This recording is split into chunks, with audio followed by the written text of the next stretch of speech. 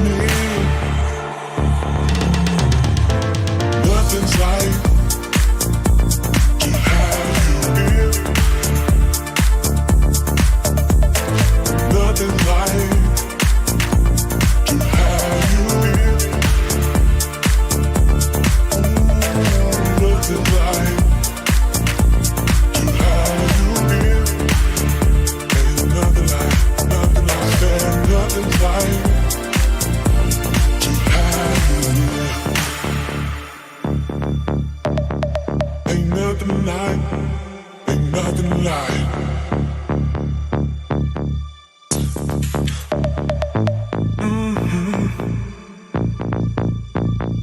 Hey. Oh, dear, so close, baby. Hey, yeah.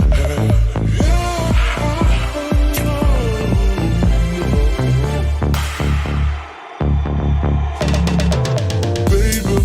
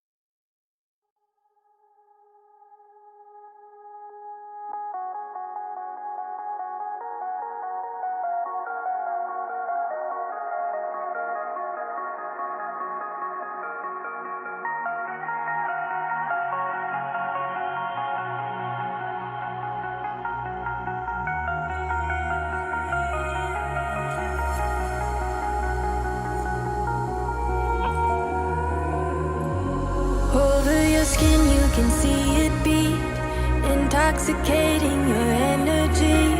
First time in so long you felt the heat evaporating your bindings. Move like the sunlight, darkness can't hold you here. Bold and bright, push through the atmosphere. This is your dawn, this is your break. Move like the, move like the, move like the sunlight, darkness can't hold you here. Bold and bright, push through the atmosphere. This is your dawn, this is your break. Move like the, move like the.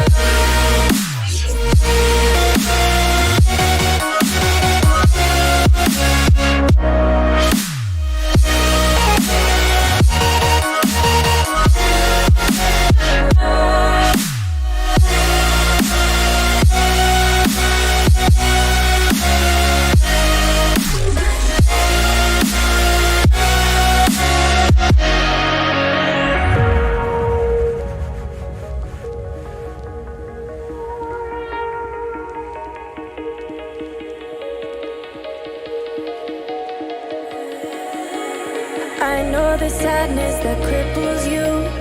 It comes in waves and out of the blue. But there are days you feel freedom too.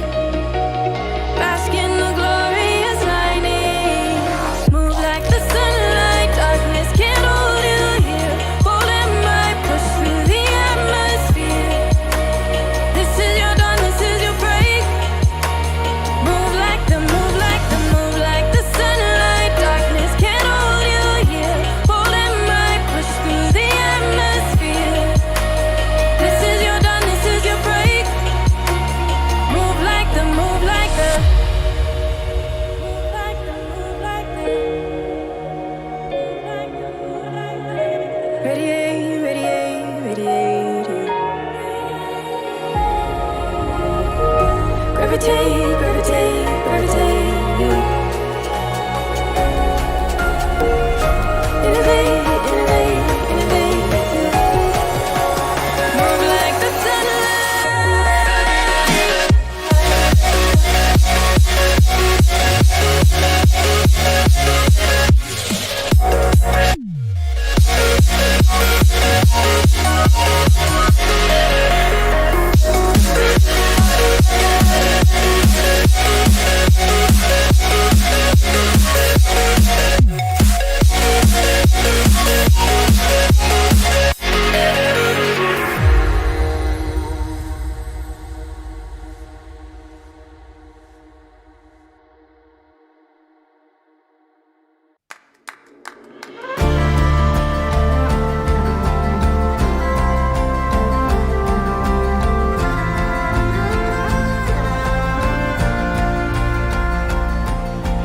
failing now, disintegrating, withering.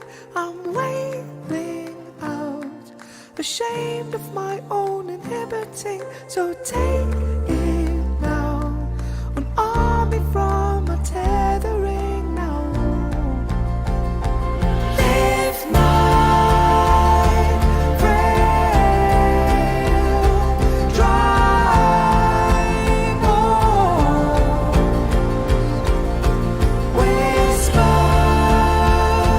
new life through my vocals. Lift my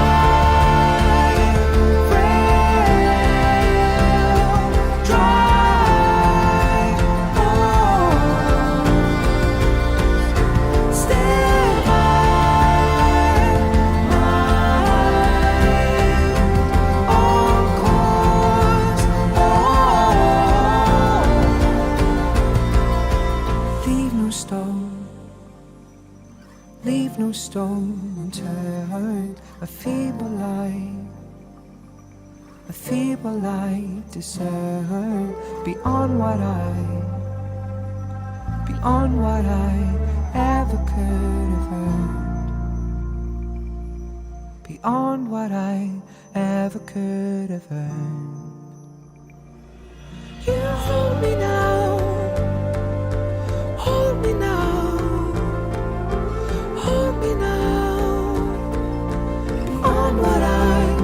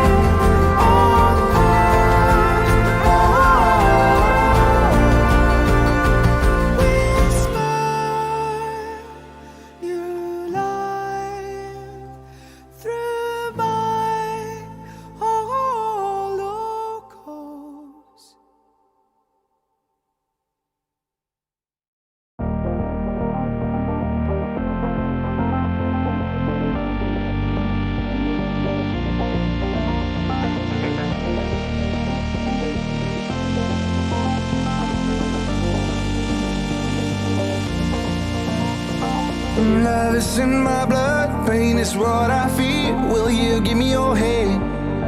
If I fall, the heart won't stop its beat. Listen to my scream, can you understand what I mean?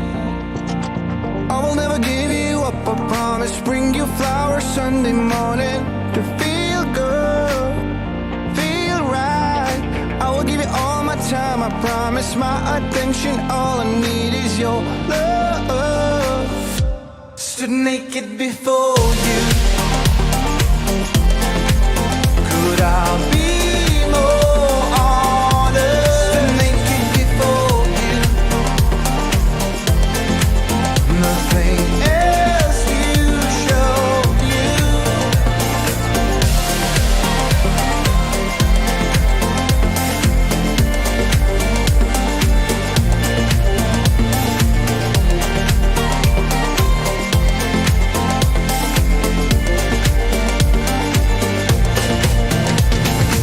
I'll strip you down, kiss your body till it's warm, then you'll come. You'll come. Don't pretend you care about anyone else but yourself. Yourself. Stood naked before you.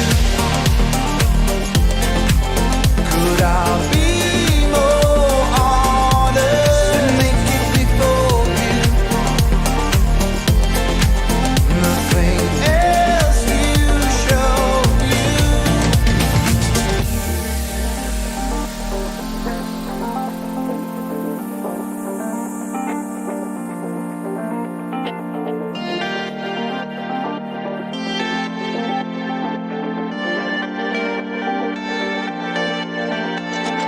Take me as I am. I need you. I need you. Take me as I am. I need you. I need you. Stood naked before you. Could I be more honest? Stood naked before you. Nothing else you show you. Stood naked before you. Could I be more honest? Stood naked before you. Nothing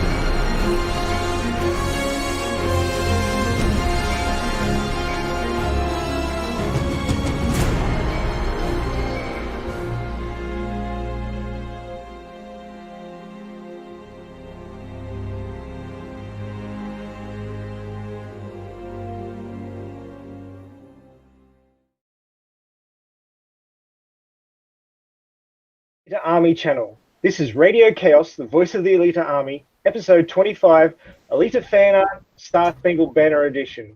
Happy 4th of July, America. Where we discuss all things to do with the movie Alita Battle Angel, the source manga Gundam, and the greatly desired sequels, and of course art in the Alita fandom. Excuse me. I'm your host, Max Juro, and with me are Star of Elgin, running the show. Then, the last 300 from Florida. How's it going? Dennis from Germany. Hey there, everyone. And our guest today, everybody knows, Cranberry Jam from Twitter. She's an artist. Hello. We've got some new guests, which is Greg or Griggs. He's an Alita artist on Twitter, and he's from Florida. Hello. We've got Rotten, known as UFO Virus on Twitter. She's a digital artist from France. Hey. And we've got Muskogee Creek back. He's not an artist, but he loves the leader art, and he's in North Carolina. Howdy. We've actually had Muskogee Creek on before, but his microphone wasn't working, so you haven't heard from him before. So now you can hear from him, which is excellent.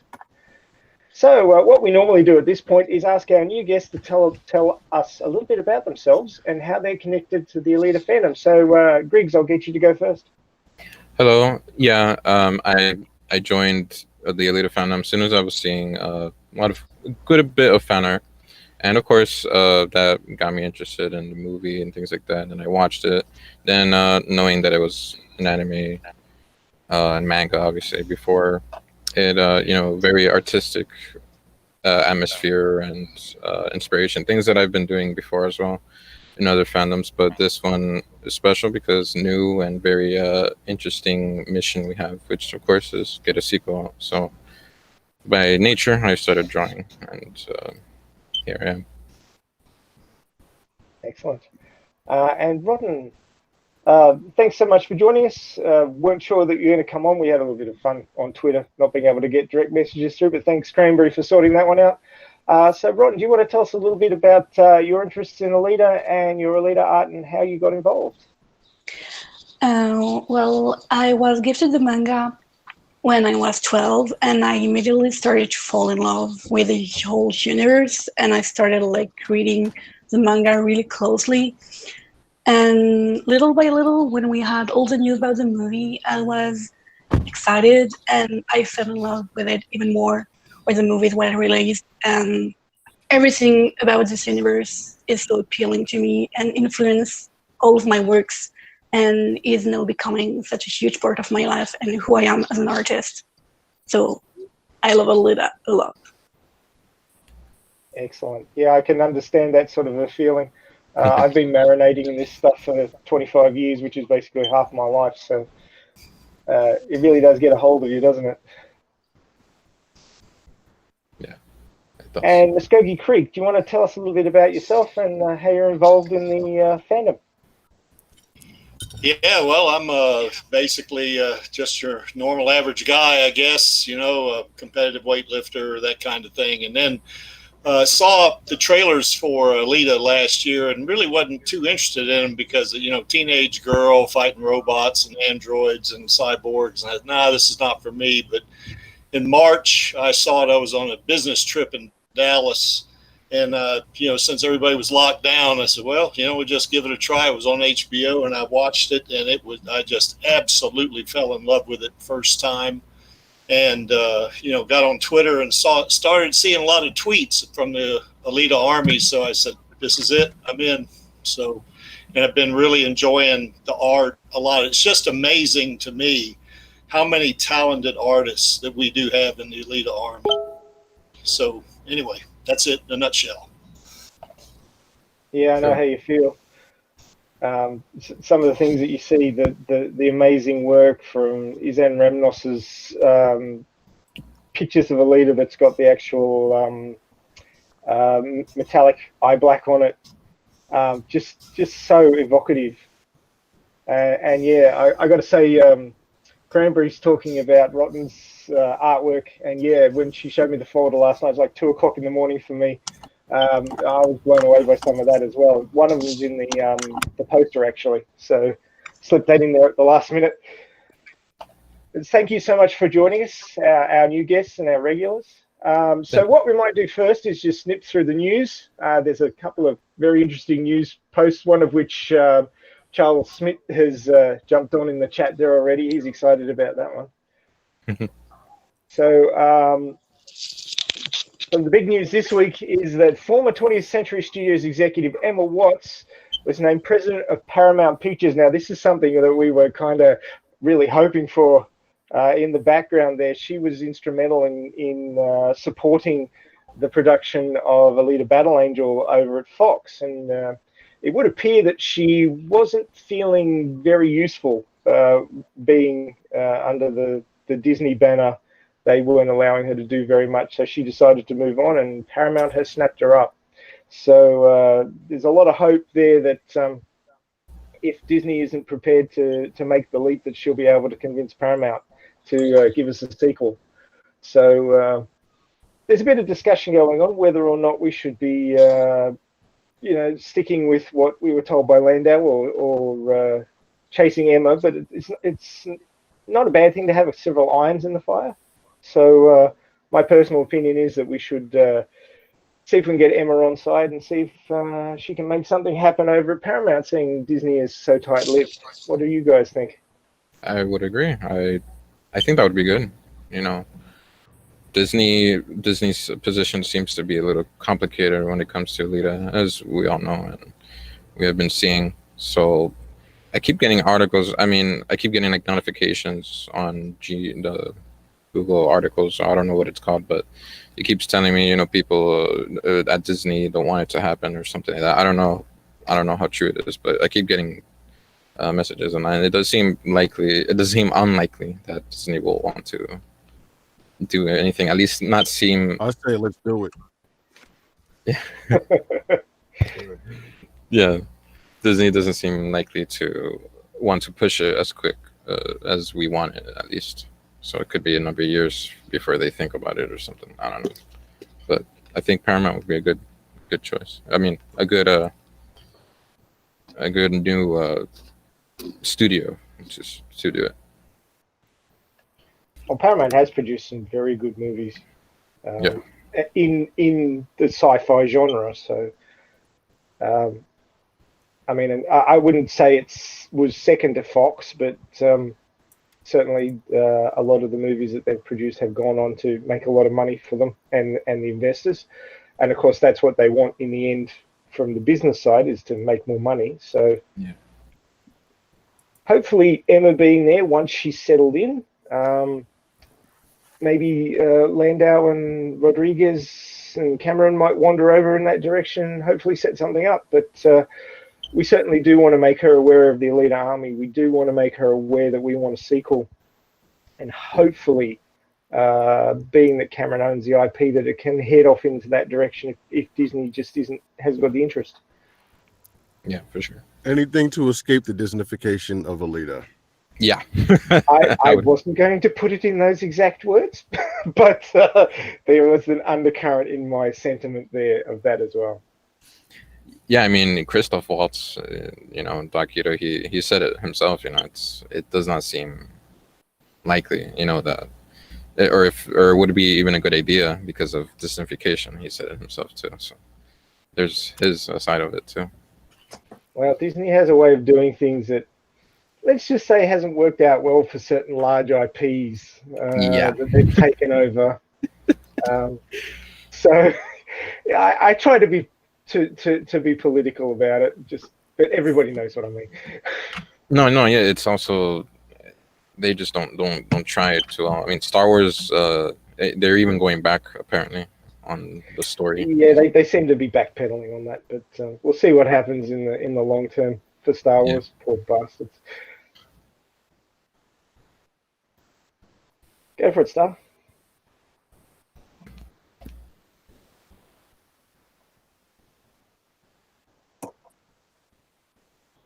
All right.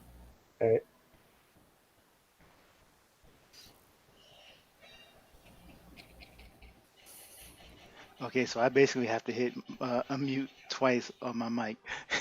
But okay, I'll show you. Pardon the noise in the background.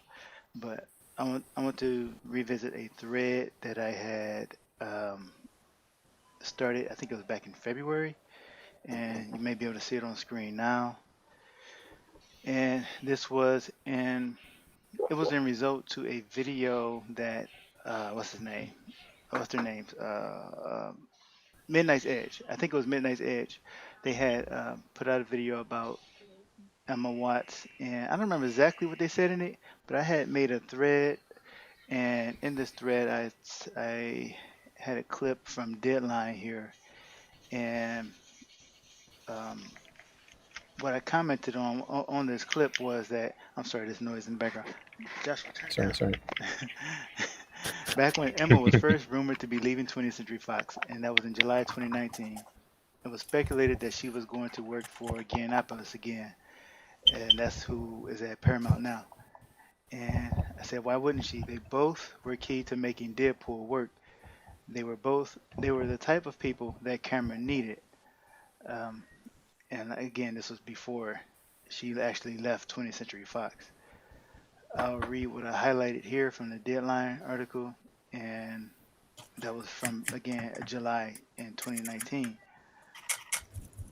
So sources familiar with what's going on there tell me while Watts had to give up the Marvel properties that include Deadpool to Kevin Feige, her decision to continue was certainly incentivized by continuing to oversee Avatar sequels generated by James Cameron. Those films will Mhm. go a long way towards showing whether or not Disney's acquisition of Fox was a good idea. Watts, I'm told, will be key to the relationship with Cameron, who has four shots at resting his all-time global box office. Okay, that part is not as important, but um, that what I highlighted in yellow is point number one, and point number two is that all this runs contrary to rumors that grew rampant last week that Watts would rejoin Paramount chief Jim Giannopoulos, with whom she had a close relationship when she ran Fox. Now, that was the second thing I wanted to bring up. We speculated that she would go back to join Giannopoulos again, and that's exactly what happened. And back to this first point here, the relationship that she had with Cameron was important, I believe, to him staying at Disney when in regards to the Alita sequel. Now that she's gone, maybe it's possible that Cameron may just decide to go there as well. I think there's a good chance. I don't want to get anybody's hopes up, but when you read stuff like this, you got to think that Cameron may be really he may be leaning towards that decision. We can only hope, really. Yeah, I would say. Star, you got to remember that at this point, hope is our main currency. So that's what we're trading in. Yeah, How no, far along is the Avatar sequel? I mean, are they in post already, or what's going on with that? It Don't seems matter. like They got 5 planned. Oh, he's just going to keep making them until he drops off the perch. But the second one was originally due out at the end of last year, and they pushed it back. Now I don't know what the reasoning was. It never said, but Avatar 2 theoretically is coming out at the end of this year, but obviously we don't know what the cinema situation is going to be, so it might slip again like a lot of other things have. But he's at least in post with some of it, but they're still doing a bit of filming, so I'm not entirely If I recall sure. if I recall correctly, they announced they finished principal photography for the first 2 films. Yeah, but they're still filming, so I don't know. But I don't know whether they're filming for certain scenes that are mainly CG, or whether they're filming for later movies while they're doing post for the first 2. But yeah, I do remember reading that the principal was finished on at least the sequel. So seems a little bit, all over the place. They don't not really, finishing things and then moving on to the next. They're doing a whole lot of stuff all over the place. Okay. So the other news report that we have up on the blog is the Academy of Arts and Sciences as Alita Battle Angel Weta Digital Artists as members. So anytime that the Weta crew who worked on Alita get recognized on anything, I sort of sit there and smirk into my hand about what the Academy Awards mob did to Alita, and completely ignoring her and putting other films that really had nothing to do with that category in there to fill up the space to push her out. So they must be, every time the Alita Weta group gets recognized for what they're doing, I sort of smirk and say, yeah, look how dumb you guys were. So anytime the Academy Awards numpties can look bad, I feel good, basically. So this is terrific that Weta's being recognised for their work, and I want to see more Alita. I don't want to see more of these guys' work. So hopefully, I expect everybody else in the fandom does too. It's just terrific work. Yeah. So is there any more bits of news that's floating around that's not in the blog that we have at the moment? Has anybody seen anything worth mentioning before we move on? I kind of already sort of mentioned it with the things on Disney not being. Oh yeah, I've been getting the Paramount things as well. Yeah, so I don't think nothing new. Rotten, is there anything happening in France newsworthy to do with Alita that you've seen recently? I wish, but no, sorry. I guess the biggest thing that happened over there recently was the comic convention where they had Yukito Kishiro visit. Did you get to do with anything with that at all? Sadly, no, because I had school and I couldn't travel to it. That's a shame. Yes. We actually through Tamquan Leo, we know of somebody who went to that. We were supposed to get a report on that, but as yet they haven't provided that. It also needed to be translated, so because they didn't know English particularly well. So hopefully we'll still get to hear about that. I've got some pictures from there, and apparently it was amazing. Original artworks. He was there signing prints from the manga, so it was apparently quite amazing to have the godfather of Alita there. Yes. Oh, yeah. So if there's no more news to talk about, let's get on to our main topic, and that is the artwork and the artists of the Alita fandom. Again, thank you for joining us. This is your stream. We've organised it for you. So if anybody wants to kick off talking about their art or their motivations for the art, please feel free. Anybody else want to go first? Go ahead, man. No, go. No one else wants to know. It's I guess it's hard for each of us because we're all artists. We don't. I'm pretty sure all of us do the hey, my art's not that good. It's not worthy. Yeah, everyone. That will be a little difficult. I gotta say, everybody, all the artists here, they do amazing. I did a quick look because I didn't remember right away, but now I saw them. I'm like, I share them with friends. Share your art, guys, with other friends, and they all love it. The ones that love Alita too, of course. Of course, I share my own art, and they like it. But of course, I'm like, it's whatever. Same as we all do. Anything you guys want to add in terms of my art? I guess I'll talk about that if no one else wants to. I'll go into a little bit of my plans with art and things like that. And nobody else wants to go? Go ahead and keep going, man. You have the floor. Okay. All right. So in terms of my art, I've drawn years before. I mean, of course, drawing for years, you would think it would have, a lot more detail and things like that. Well, it's a friend that has been around for a long time, and his name is Procrastination. So he really helps with not letting me finish my art. So sometimes I like to really detail my things, but sometimes I lose motivation really easily. So it ends up being simplistic, very simplistic. So that way I pull something out. You know, some of my art is has a lot of gaps in between. I tend to do that because of those things that I stated. I want to do more, but I never finish it. So then I always have to do like minimal as possible, so that way it's out quicker. But yeah, I do the comics, and I do have planned a more coherent, story-driven one, and it's for now still on hold, of course, because I need to deeply think about it. But I also have to finish the one I started, so it should end quickly. It's just more to get into the field of getting comics out. You know how I plan them, and more of like an experiment, really.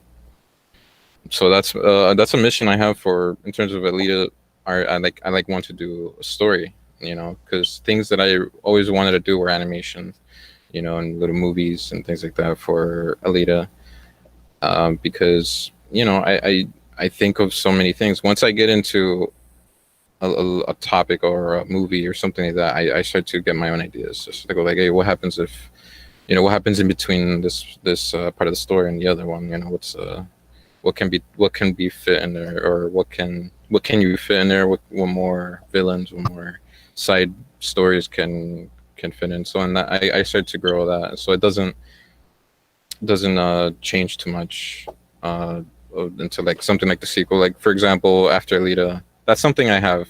All the events of what I'm doing now, it's happens after the first movie, but it's not meant to make sense anyway, so it wouldn't matter. But it's not that well thought out, I guess you could say, but it's more for fun, which is what we all mostly do.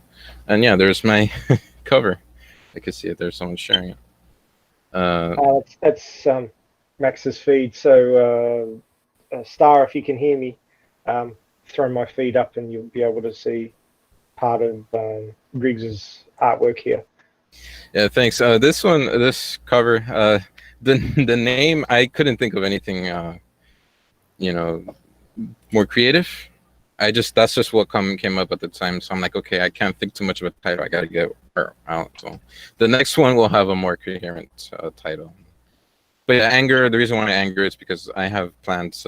She gets angry at some point. Obviously that activates her, motivations and things, and wants to fight and things like that. That's what Lita does. That's what she was made for. She's made to fight. So it's kind of stuff that I love to do. I love fight scenes. I love the choreography.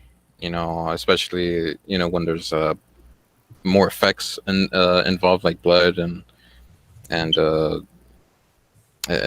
what would the be proper name? I guess in this case, since they're mostly machines, there's like mechanical parts. I don't know how to call it. Cyber gore. I don't know. They call it in the novelizations. They call it cyber blood versus heart's blood, which is normal red stuff. Yeah. Yeah. So the context of the cover, not sure. I just thought the fist would do something, and yeah, you see, it's kind of minimalistic. It's more of just a very 2D background. Just different shades of color, things like that. Artist stuff. But yeah, that's the cover, but I really would want the other artists to share, because theirs is more. They have more details into them, and there's more to talk about. I just started getting in. Yeah, full body of Alita. I tend to not do full bodies, because then to get proportions right, it takes me a while.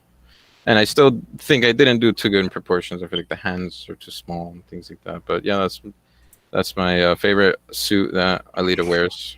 It's or outfit. It looks like battle gear. Even though it's just sport. For the motorball thing, which is sort of armor, but it still looks cool. Looks cool on her. And that friend right there, the first post there with the Alita gif, George, I guess. Pixelated, yeah. Yeah, he does really good stuff with pixels, so pixel art, and he's definitely worth a mention later on. With favorite artists and stuff in this family. Sure. Yeah, and you, Max, you suggested the motorball body, and Yeah. yeah, I'll definitely give that one a try sometime, maybe. Oh, I'm so trying to get people to draw some images for what they think will be happening in the start of the next movie. I feel like if we can get some artwork out there to get the creative juices flowing of people like Emma Watson and see what the fans are hungering for, then they'll be more likely to bring us a sequel. So Yeah, I'm actually on that part in the manga. Reading the manga, I'm on that part basically, and yeah, of course, naturally, I'm getting ideas. I mean, okay, so I definitely will start. Maybe that's something I will add in the because I still haven't started a good ground in the next comic I have, the one that will have a more coherent story. So something like that I will probably have planned out for the motorball body, basically right after the first movie, which is something that does I did think about a few times. So it's interesting. That's something we do know for sure that in the manga, Alita has not been with Ito for a while. So I think it already happened at the end of the first movie. She's gone. She's already. well, Oh, yeah, it's according blood. Get according it? to the novelization, she's still with him. So I was following on from that Oh, with my fan novel. But I do have plans for them to have a disagreement, like a pretty serious disagreement. oh wow, that's okay. So yeah, there'll be a bit of estrangement there during the course of at least my fan novel. Okay, that changes things then. Wait, so the novel Yeah. then? Okay. Well, let's just say that according to well, we haven't gone into the details that are in the prequel novel and the movie novel that are outside of what's shown in the movie, mainly because we're trying. Myself plus a number of others have been talking to Pat Cadigan, who wrote the novels, Mhm. and I think I might have got through to her this last week. That's actually a small bit of news that I didn't mention, but I don't want to get anybody's hopes up in case it doesn't happen. She's apparently very busy working to contract at the moment, and that's using up all of her time and energy. But she does sound like she recognizes now through our gentle protestations that we really wanted to have her come on and talk about her novels. So hopefully when the work calms down a little bit, we can get a little bit of her time and get her on here. I know the Cranberry's very keen to speak with her. She's already got her Yeah. name down for that one. Oh, okay. But yeah, if we can get Pat Cadigan on, we can get some really awesome background info on how she put those novels together and the motivations and the pointers that she was given. I want to know if she was given free reign on that prequel novel, or there were guidelines. I suspect, being Cameron, there were guidelines, but he's very exacting. So I suspect he said, "I want this, this, and this in it." But basically, the detail of those novels, there's a lot of history between Edo and Jashigan. And of course, we have from those novels, we haven't seen anything to do with any work being done on Jashigan. There's no mention of the accident with the same accident where oh come on, what's his name? In the manga, Alita's manager, he had an accident with Jashigan, and it took him out of Motorball, and it damaged Jashigan's brain. This is in the manga, and then he was rebuilt by a mysterious cyber technician from Tafari's, which was actually Nova. Obviously, Nova is in a completely different position within the movie universe, so Yeah. And it doesn't feel like it's happened yet. So I've in my fan novel, I've written it in that it's happening in the second movie, that his brain's shutting down and he needs help, and Zalem is stepping in to provide that help as part of a karmic experiment. So that part where it was also pretty obvious that Jashigan was good, but he wasn't Emperor Jashigan. in the first movie. So basically, I'm turning him into Emperor Jashigan for the second movie so that he's a real challenge to Alita.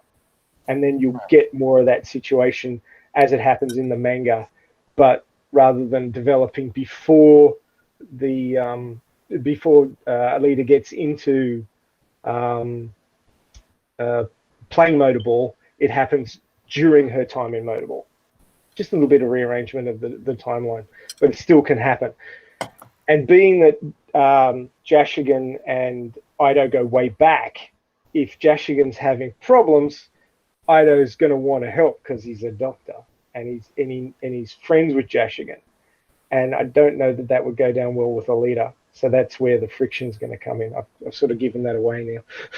Man, no, very interesting rearrangement. Yeah, wow, okay. Yeah, well, there's lots of rearrangements to still try and get the endpoints and the pinch points of story that are in the manga, but get them out of what we've got from the movies. So that's what my brain does most of the time, is rearranging the pieces to get the puzzle to still look the same near the end. Yeah, no, I think it can still happen. I think Ido and Alita can still have a bit of a parting of the ways there for a while. It's okay, possible. Because I'm sure it's because they have to fit a lot of and rewrite a lot of things because it's I'm assuming that they have already trying to scale things for a trilogy. So. Oh, definitely. But I mean, it's still all going to be really compressed because they're overlaying things that happened linearly within the timeline of the manga, because you can't fit all that story into 3 movies if you have it running linearly. So you've got to overlay everything. Yeah. Anyway, I've stolen the show. I'll return it back to you. So I've got your some of your panels here. Thank you. No, I thought it was about to be finished. No,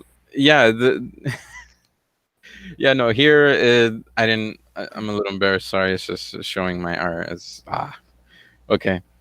It's as I said, choreography and a lot of things. This villain here is just some side guy I thought up of.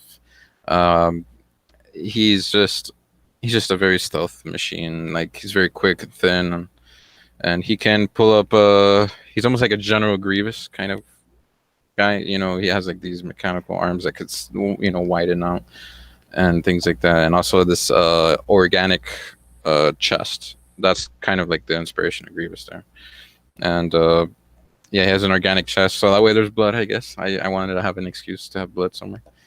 And a little bit of gore. So it's after this page and stuff, things are going to get, at least I plan to get it a lot more interesting. And hopefully I'll be able to put a little more detail, because there's not a lot of things going on in the background. It's just simplistic coloring. I could do good backgrounds. It's just that, or at least as good as I can make them. But it take a lot of time, and then I never, because you see the time gap between this panel and this page and then the previous page is like almost 2 months. So, and then when I planned it to be every at least 2 weeks or so. But yeah, it takes a while because our best friend, procrastination. That's what he does. That's what happens. Yeah. I mean, it's a lot of work to try and because you're doing story here as well. It's not just a single image where you've got a bit of something going on, or people or characters standing around posing. This is actually story as well, and that's a whole nother dimension, which is going to take you a fair bit of work. There's that. So I was trying to put out a chapter a month, and that got too hard.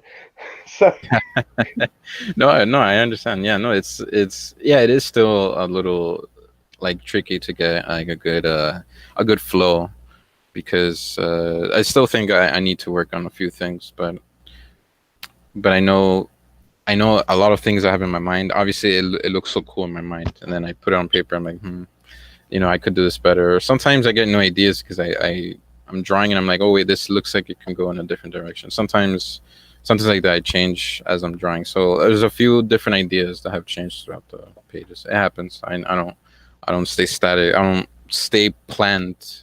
I don't have a plan completely with this comic. I do have a little bit because I'm planning ahead, but as an ending and things like that, I have no idea yet. But I know for sure the main thing is going to be fighting and yeah, just showing off more what Alita can do, and very, badass. I don't want to swear. I don't know if swearing is fine. Oh, you can swear. It's fine. Okay, so badass. There we go. It's beyond PG-13 the stream, so Okay, good. you can drop a few F-bombs if you like. So yeah, I've got amazing visuals in my head, but I'm not an artist, so I haven't got a hope of getting anything on the page. But I'm great with stories, so if you need anybody to bounce story ideas off and help you crystallize that, let me know. Oh yeah, okay, all right, that'd be good. I'm not too much of a writer, so for sure. Now we all have our strengths, man. I I got a question for you. For who? For you. Me? Okay. Yeah. Do you have any comic book artists that are influences on your work? Artists in particular, no, but I could say inspirational novels, graphic novels. Okay. And a few of them. There is one that I read years ago, and it's because I saw the movie first. The movie 300. Obviously, there was a graphic novel prior to that, and yeah, that's an inspiration. It's gritty, it's dark, it's detailed. You can see a little. It's not too choreographic, like with posing and things like that, but it is a good like storyboard, I guess you can say. And it does show a few, the details with blood and things like that. That's an inspiration for sure. Another comic. Well, there's also I would browse comics sometimes on pages like DeviantArt or Twitter. Sometimes people post other comics there, and those are inspirations too. Though I don't remember any at the top of my head, like artist names and things like that. But I do that. I just browse, and I'm like, hey, this is good, and those can help inspire, to draw more. And for sure, definitely, when it comes to Alita art, seeing other artists draw, it gets me going. I'm like, yeah, I want to draw Alita now. Seeing more fan art, especially ones like yours, Cranberry. I just share it a lot with my friends, and they like your art. Yeah, they like all. I can't see your full name, Matthew. Your art is also. There's also ones that I share. All Pixelita's art, everybody's art on Twitter that I have so far. I've seen so far, and yeah, I share them all. They're all great. It's really good. You guys, all of you inspire me. So that's the great thing about fandoms. We draw something because we love the movie, and then somebody else goes like, "Hey, I like your work. I want to draw, Alita too." And then it snowballs, I guess you can say, and that's a great thing. It's a really good thing. Thank you, Nata. Yes, it's SDoc. Why couldn't I remember that? Any questions or comments? I guess. Towards my things. I mean, I don't see much else. I just love to do my stuff because of little ideas at the back of my head. As long as you love doing what you're doing, that's what matters. Yeah. And anybody wanting to on Twitter, then in the comments or replies, you guys can also. Fear not. Don't be shy to tell me, hey, this could be done better, things like that. I'll go like, yeah, you're right, and I'll see what I can do. I'll take criticism. It's fine because I strive to do better. Something I do struggle sometimes is getting the placement of Alita's hair. I don't know why. Her hair tends to change a little bit throughout my drawings. I can't get it quite right. Well, it blows around a bit, so that's fair enough. Uh-huh. It blows around a bit. I have to admit that one of my watch-throughs of the movie, I just watched the hair. That is amazing. Oh yeah, definitely. Something that Alita seems to have In the movie, she seems to have even hair. I mean, it is the case mostly, but you can see there are some strands that are shorter. So that's what I tried to capture. There are some parts of the hair that are shorter, you know, just a little bit. But I make the hair too shaggy, so I guess. But I try to make it, you know, cartoony, so helps with that. That makes it funner to draw. But yeah, seeing the little gifs there are fun. Alita is adorable. Oh yeah. Does anybody have any more questions for Greeks, or should we move on to one of the other artists? There were some questions in the chat that I pulled, but they think they'd be better at the end. Yep, we can hold them for the end. That's fine. Okay. And thanks for doing that, Cran. Yeah, and anyone listening, if you got questions, throw them in there, and I'm going to keep track of them for you. We also have a Twitter question that went out about what are people's favorite Alita artists and why. So we'll be pulling that up near the end as well, I hope, if I can find it. Alrighty then. Who wants to go next, Cran or Rodden? You can go, Cran. All right, sure. I've been on here a few times. Oh, bless you. Sorry, no, I'm clearing my throat. I've been on here a few times. I think most people know who I am. I'm the chick that does the colored pencil work. And really good ones at that. Really good work. Yeah, you're great. You're really good. I love your stuff a lot. Well, thank you, guys. I've been doing it since I was 2, so. Oh, long time. And you stopped using people's walls a few years after that. I was one of those people that really young was handed a coloring book and I never let it go. So. Oh man, well that's good. Oh, there's more that I have not seen. Okay. Yeah, I'm just pulling things up and sharing. Oh, that old piece. Ugh. It's good. I like that. Oh, the details on the body there. Yeah. Pretty good. I gotta get the way it's said right. Oh my God, that's my favorite art of you, Cran. There you go. Let's see, that I think was, I can't even remember what the date was on that one. 2006. Okay, so if there's any proof that you can improve, there you go. I mean, even then, that's really good. That is a lot more detailed than anything I've done. So that's quite a big jump. I mean, still, you still draw really well.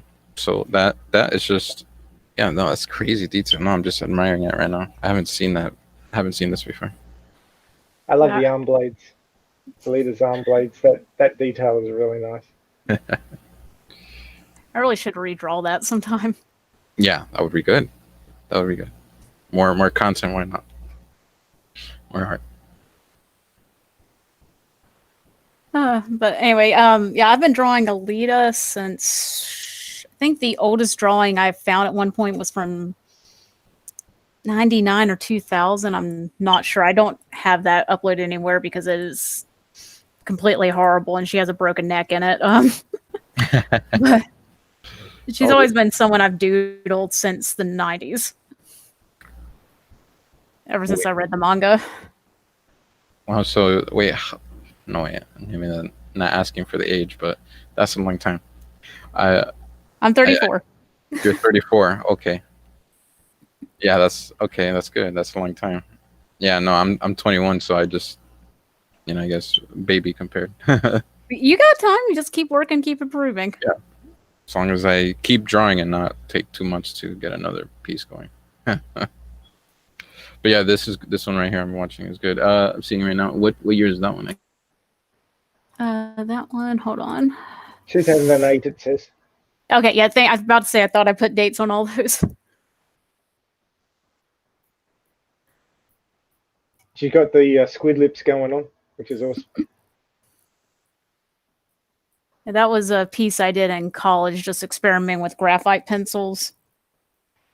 Hey, here's a question for the artist. How how do you feel about the shape of Alita's digital face in the movie? Did that sort of work for you? I know, Cranberry, that you tend to draw her with a longer face than is probably standard for either the manga or the Yeah. movie. I mean, this is one of the few that sort of her face isn't quite as long as you generally draw her. I love the hair in it as well. I was experimenting more with different styles and whatnot in that piece. I like her manga face. I really should try drawing it more accurate, but artists get a style, and sometimes you just feel more comfortable drawing that way. I just think that, everybody sees things differently. So if you're drawing it differently, that's the way you're seeing it.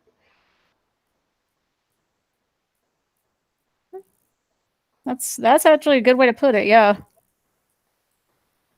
I mean, it's through the filter of the way you see things. So of course it's going to be different. Everybody sees things differently.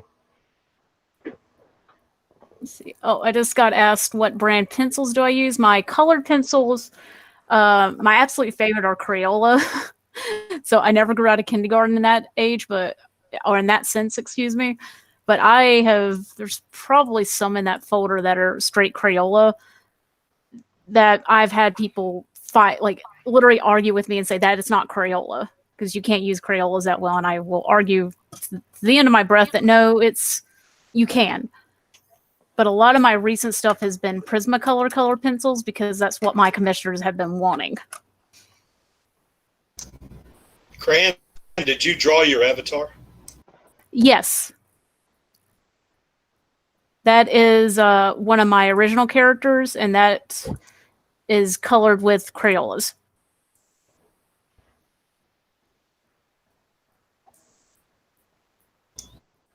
That's excellent.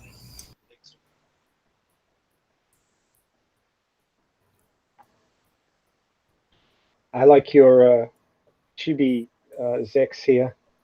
I do still like that one. That was done with a brush pen, I believe. So Dennis's experience with Crayola pencils is that he's eaten them. Delicious. Oh dear. Well, I suppose everybody's got their own way of doing things. Fran, I got a question for you. Okay.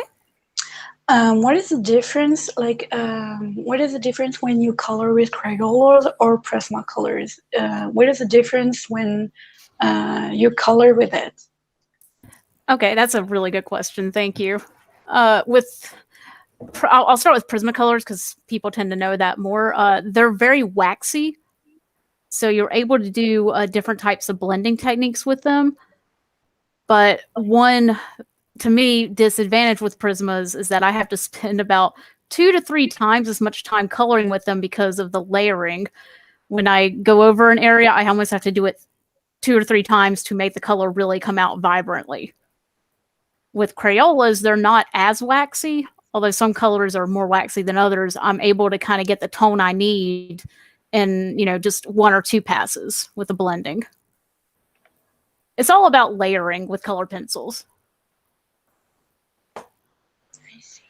But they do give you 2 completely different looks. If I want something that looks more like color pencil, I'll go with my Crayolas. If I want something that's much more blended and a smooth transition, then I'll go with the Prismas. Thank you. You're welcome. Like that piece on there right now is Crayola. That is such a great fan art. I love it. I've never seen Nova with blue hair before. So it's a parody drawing, actually. It's Kaito from Vocaloid as Destinova. Thank you. And it was really a joke piece because Kaito is sometimes seen as being a little crazy. And then the 2 cosplaying as the twins, they actually are twins.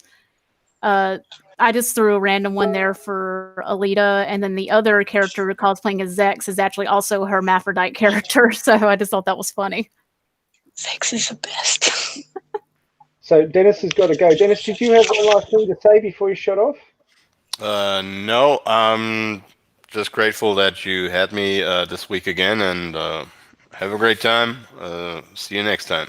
Bye No bye. worries, man. See you the next time around. Later, Dennis. Bye bye. Bye.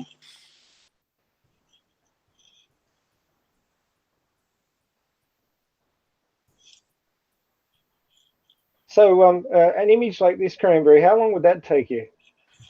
Oh, let's trying to think. I was really bad about never timing myself. I'm trying to get better at it now. Something that no background. I didn't really do a whole lot of line weights back then. Probably under 10 hours.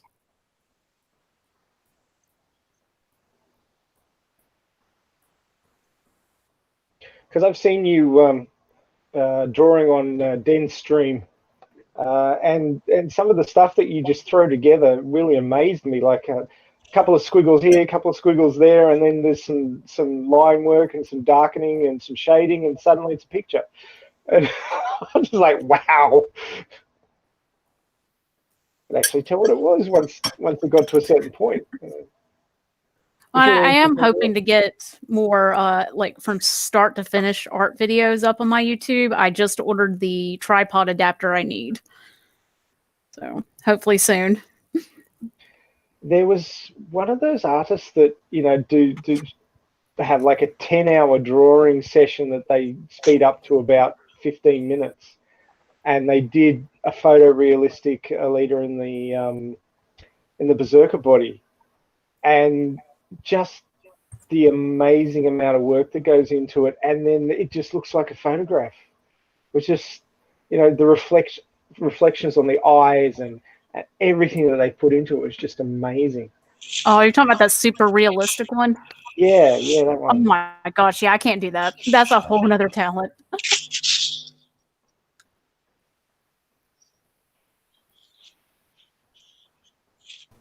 I'm just. Fran, did you major in art in college?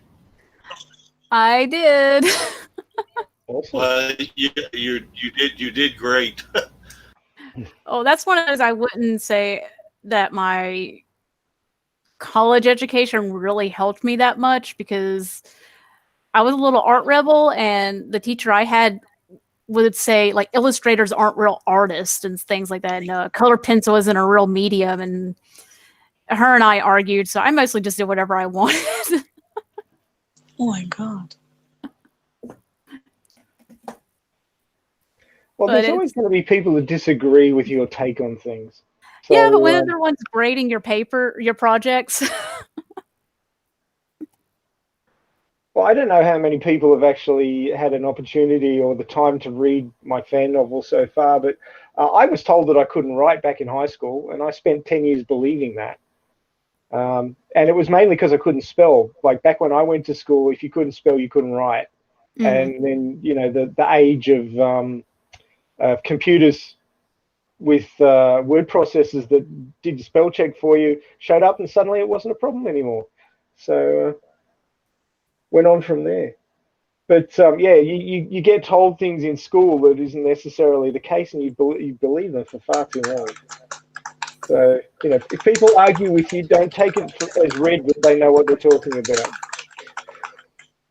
That's one of the things I like, or the good and the bad side of social media, is there's people out there who think they have a right to tell you that you suck, but there's also people that'll come out and just talk to you about how much they love your art, and I love that. Well, that's the thing about opinions. Everybody's got one, and they're not always the same, and that's actually helpful, because if everybody agreed and said that your art was wonderful, you'd probably never change it. You'd just do the same thing. So you need a little bit of disagreement in there to push you to, try new things and change things up. Right. I mean, and it was before social media, because I used to do art alleys and conventions and stuff, and I'd have people just come up and go, "You suck. You should stop being an artist," and just walk away. And you know what? Screw them. I'm still doing my art. I enjoy it. I don't care what they think. And that's taken me 30 something years to really accept that I do my art for myself. And if someone likes it, great. If they don't, that's fine too. Which is probably why I will never be a professional artist.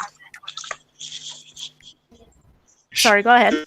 Your art sure looks professional to me, although I'm not an artist. But over the years, as you've progressed, and learned and improved, what do you think you've learned the most, and how you've adapted your style and made things better and that kind of thing?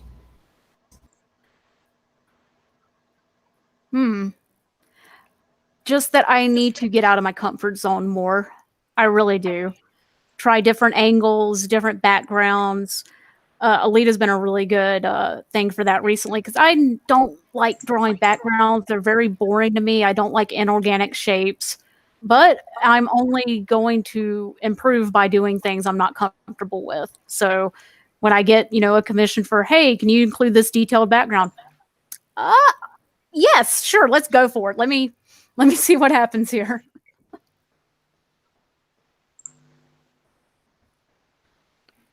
I moved past your chicken nugget without comment, but if you want to say something. There you go. Who else would draw that? Well, there's extremes, and sometimes you've got to go to the extremes to explore your art. So, God, that's cool. If anybody doesn't realize, Alita in I think it's in Spanish, means little wing. So it was chicken wing, chicken nugget. I think that was the process, wasn't it, Cran? Yes. I just had to. Sometimes I got to be a smartass.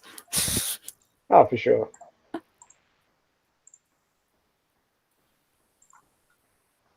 I mean, some people could question you on this one, that Alita is not an angel, especially in the manga. Some of the things that she does is hugely questionable. Yeah, and that one is actually, that's all Crayola with a little bit of glitter pen in it. I just wanted to draw her being innocent, because that's one thing in the movie we got a little bit more of the manga. She stays innocent for a little bit longer, which I like. Yes, there's a lot of people who prefer her that way, and are probably going to be a little bit deflated that that's gone by the second movie. Certainly, if it tracks anything with the manga, she goes through a huge range of sort of motivational and outlook changes through basically the whole spectrum. Which is she's why she's such a great character to draw, because there's so many different versions of her, not just the bodies, but just her personality. You could really just pull from anything depending on what you want to do. If that makes sense. I have no idea. No, makes perfect sense. I got no argument there.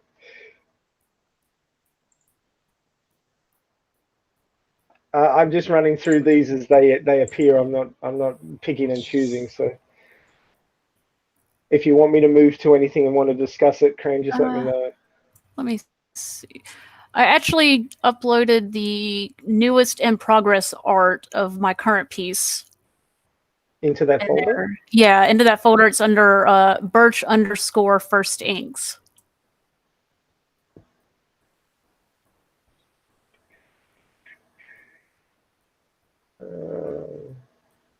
I can see Birch. That's it. That's this one. Right, there we go. Ah, you've got some nice background there. You've got the floating city. So that's the obviously the manga style one with the little crenellations in the bottom. Yep, that's my newest piece that I am working on right now. That's also going to be Prismacolors. How do you feel about those leggings? I was trying. It took me a few passes to really get those right. They are so complicated. I mean, you see some of the little models and things. That's the bit that just doesn't seem to really work on small scale models as well because it's so complicated. But I love the knee pads. The knee pads are awesome. She seems to have, I say she, but it's Kashiro. Kashiro seems to have a thing about knee pads for Alita. They always seem to have some very interesting detail. Yeah, that and that desert cloak she's got there too.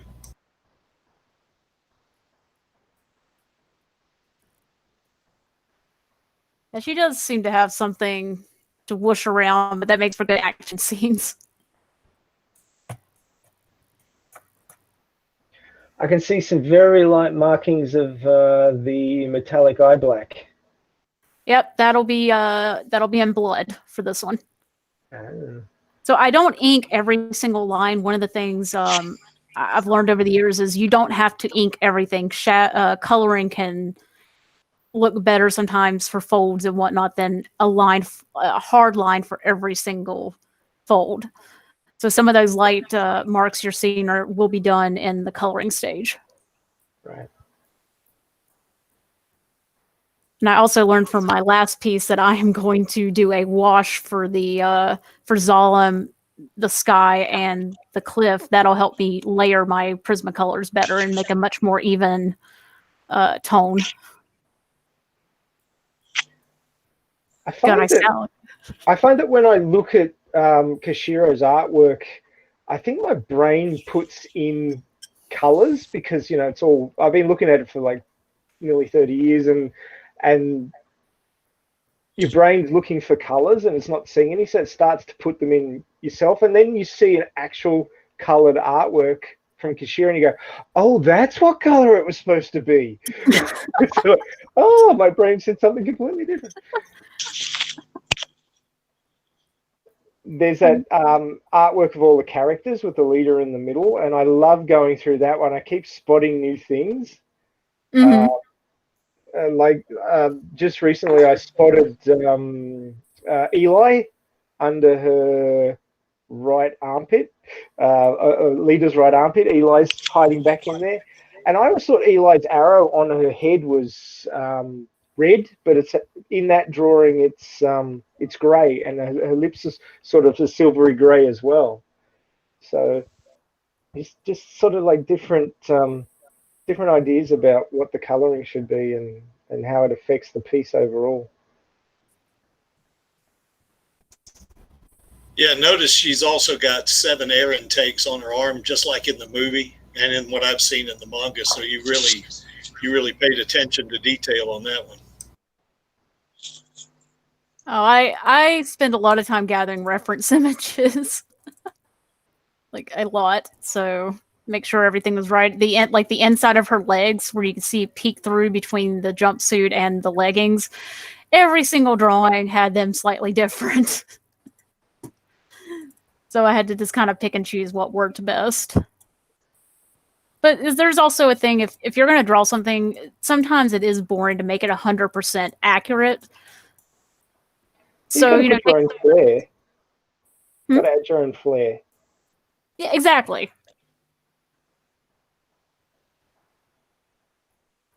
Which for me, I think is usually my noses. I like drawing big noses on characters, whether or not they actually have them. It's just something I like.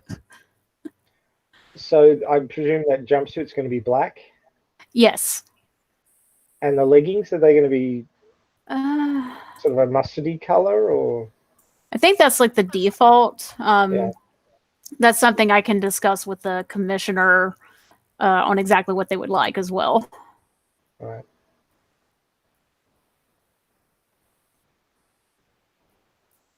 So what sort of well, I was going to say what sort of people, but obviously fans of Alita, but just the process of people who are contacting you and asking for art, is there any sort of I don't even know where my question's going, but I'm just interested in sort of the people who come to you and say, I want an Alita artwork, I want it to be a bit like this, I want it to show this, that, and the other. Do you get a lot of instruction? Do they have a particular feeling for what they want, or do they just say, go for it and give me something that's a bit like this? What sort of instructions do you get? Well, when I used to do Art Alley years ago, I'd have some people that just want something. I just want this character, bust, draw it, be done. I had other people that had it down to minute details on exactly what they wanted. The Alita stuff specifically, the guitar one, which is under, let's see, one of the 2020 pieces. That one, the commissioner was asking, wanted her looking, was at the cathedral, looking sorrowful, playing a guitar. And I took it from there and did I did 4 really, really rough pose angle sketches, sent them to the commissioner. He picked which one he liked. And then I, kind of was like, do you want the antenna in it? Sunset, sunrise, and went from there. The Jedi picture was a little more detailed. They wanted like the hands in a specific position, set down, and then we were going between either sitting outside of the spaceship at the waterfall scene or inside the church. Ended up going with the church because of the lighting ability I'd be able to really convey in the piece. The current one is, oh, I'm sorry. I was just going to say, having played an electric guitar, I'm just wondering where she's plugged that in. That was one I didn't even think about because I can't play musical instruments. I probably should have put a little app or something in the back, maybe. Or maybe she's plugged it into herself since she's a cyborg. Yeah, well, that's what I'm thinking. Maybe she's got a port. I mean, you can modify that body using your mind to whatever form you want because it's nanotechnology. So maybe they've got Wi-Fi electric guitars now. Who knows? 600 years in the future. I mean, if you can make a full body replacement, why not? Yeah, exactly. But like that one there with the, I don't know if it even really shows up in the resized, hanging off the antenna, I actually put that necklace that Hugo was wearing that you could see during the scene that she gave him or tried to give him her heart. Oh, yes, I see it. Yes. There it is. It may not show up in the resize. Yeah, it's kind of hard to see, but like I spent a lot of time making sure I got the details as close to the movie references as I could.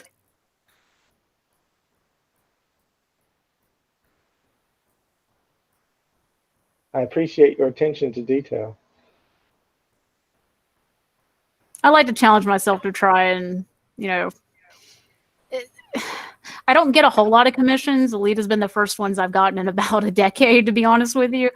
But I go out, at least I like to think that I try to go out of my way to present something. You're spending your hard-earned money on my art, and I appreciate it. And the only way I can really thank you enough is to produce something that I feel is worth your time and money. There's some really nice detail there with the gauzy shoulders on the shirt that she's wearing, the undershirt. Oh my God, that was so. That's actually I drew it in. Did the really, really like a 0.03 pen to ink it in. Then I did a wash. And I did the pen, then the Prismacolor pencils. Then I had to do a wash. And then I went back in with the really thin pen again and added a little bit of mesh details. And a little bit more paint to darken it in a few more areas. I'm really sorry that I couldn't get the animated GIF poster that I wanted to produce. I just ran out of time because I'm applying for positions at the moment. But it was really nice to look at the stages and see how you started out with just the very fine line drawing and worked through and colored bits and finally got to the final piece. I think if it's not a hassle, more artists should probably share their process, and then people would realize how much work goes into it.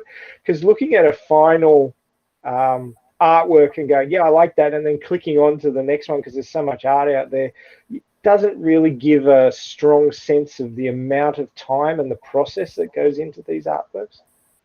Right, and it's one thing I don't think a lot of non-artists do think about is that it's not just you whip it out and you're done. It takes time. It takes multiple stages of things, and when people appreciate that, we appreciate it. And I personally love seeing in progress. If any artist wants to send me a sketch or something, please do. I want to see every step of the process. That's what I love. Yeah, so that's what I'm suggesting on Twitter. More progress shots, please. Even if you're How not long happy did it with take your you to progress. draw this? This one specifically, one moment, I actually have that.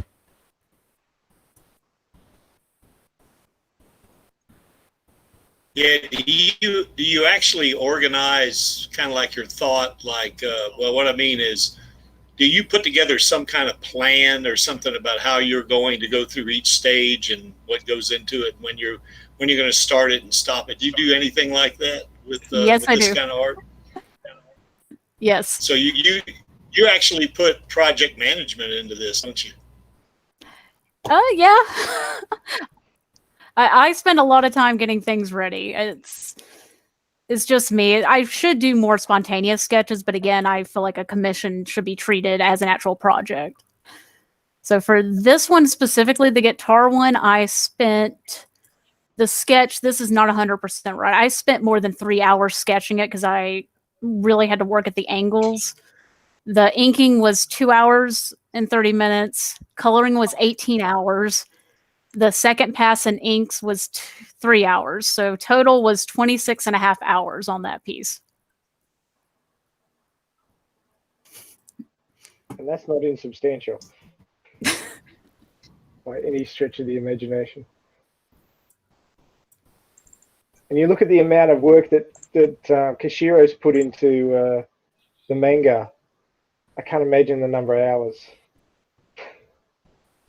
And someone just said in the chat, and this is true, on his YouTube page, he actually does have some in progress, like as he's drawing stuff, watching him do it. And seriously, the amount of time and detail that man puts on paper, my God. Yeah, he is a god of manga. That's just, there's no denying it.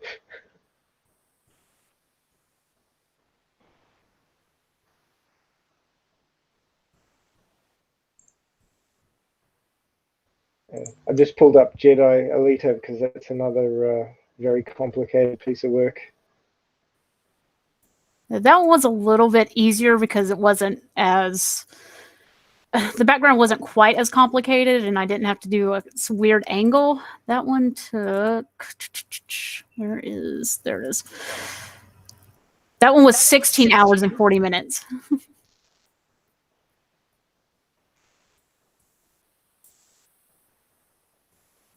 But that's the first piece I used a wash for the background, everything, and that really helped with the pencil layering, taking some time away from having to layer nearly as many, and it came out, I think, looking like a much smoother piece overall.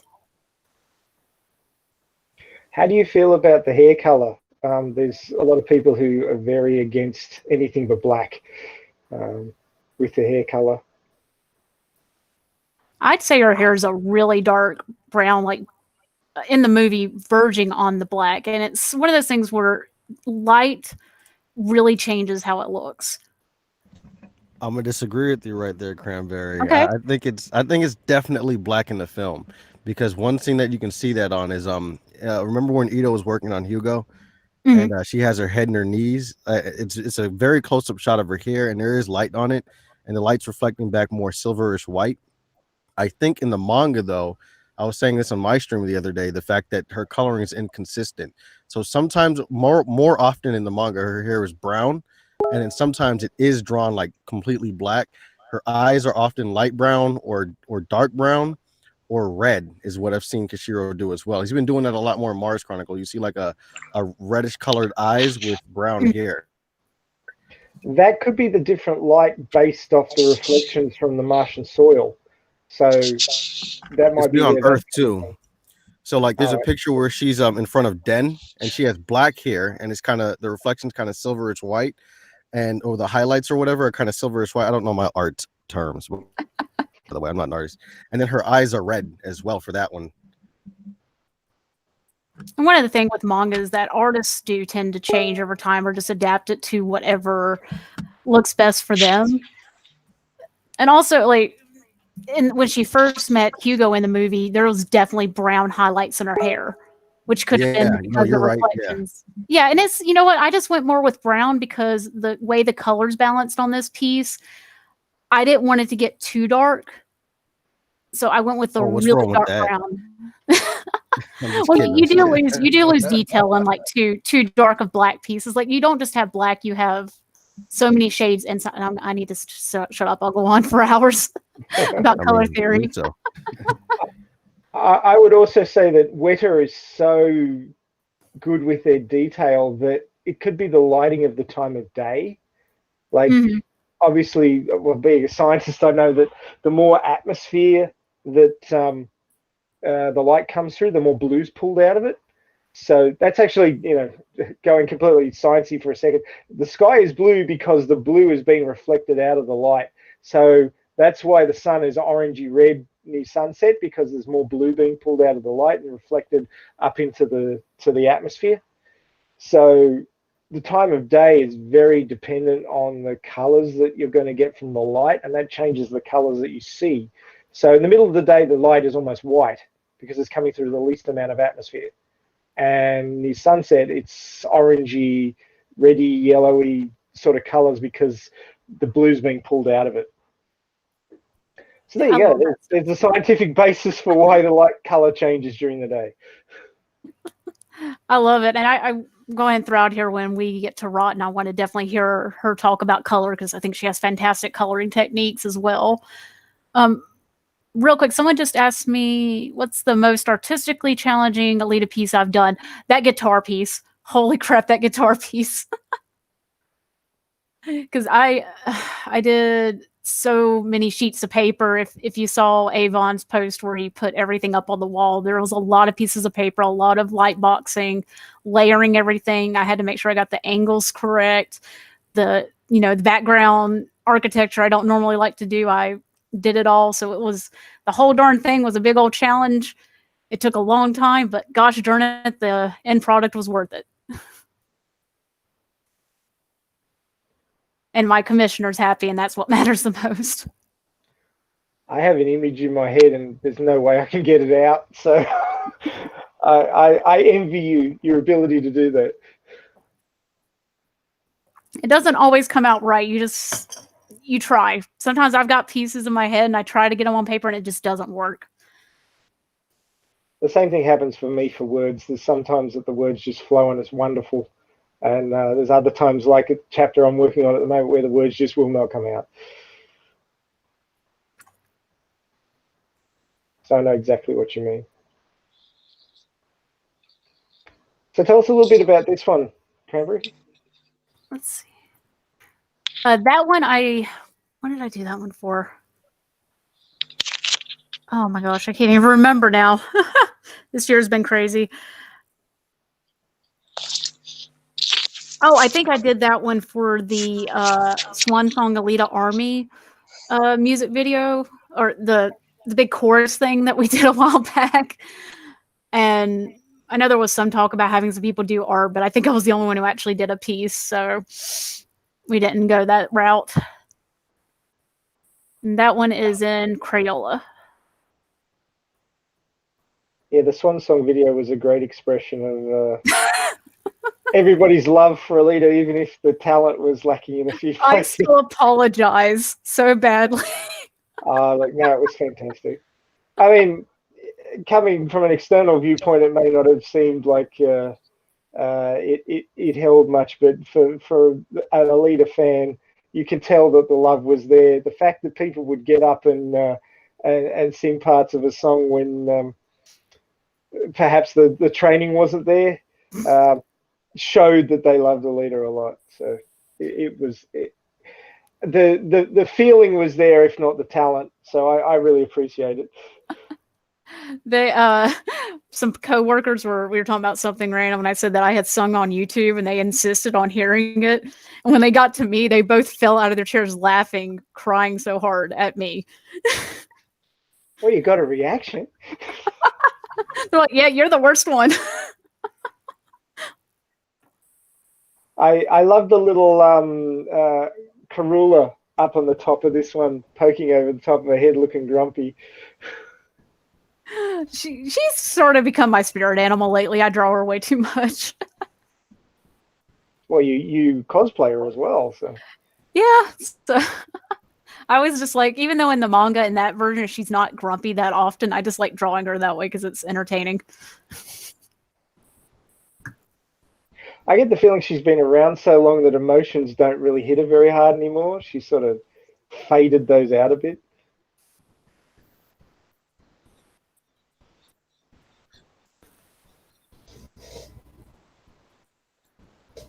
Excuse me, guys.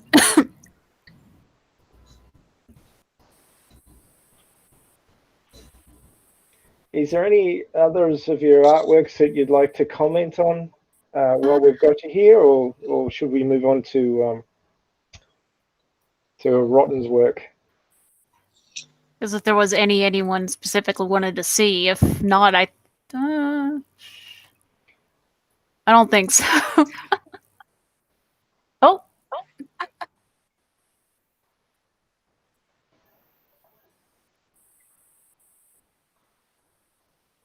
Yeah, Okay. sure, go for it.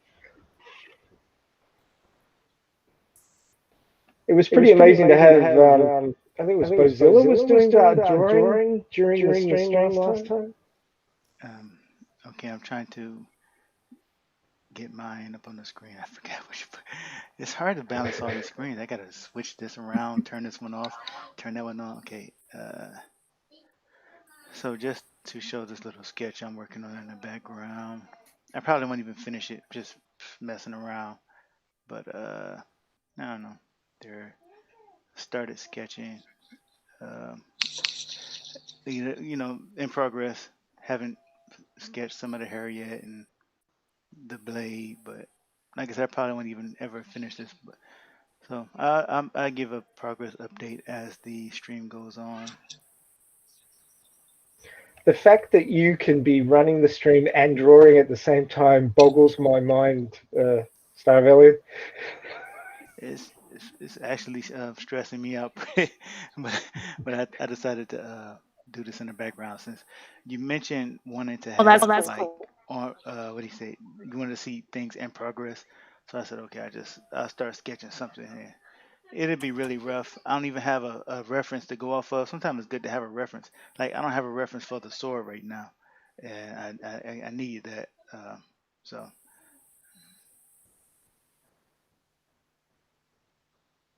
I like that a lot. Do any of you use those little wooden mannequin dolls that you can pose into action poses to get sort of angles on arms and legs right? No, they're useless. You can't make them pose properly. They do not pose well. Oh, okay.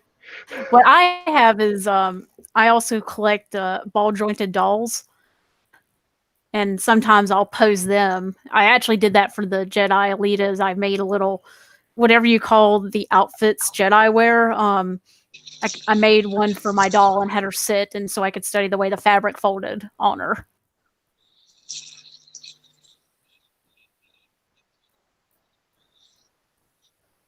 I take more, like I look at stock photos and sometimes I make a Rido pose for me, or I'll pose and take photos of myself as well. So has he ever said to you, draw me like one of your French boys? No, but I do have a drawing that's not Alita related that I will send you later. Okay, that'll be interesting. No, and that's one more, speaking of which, that's one thing I need to practice more is drawing male characters. I'm much more fascinated by the female physique, and I need to practice the male body more.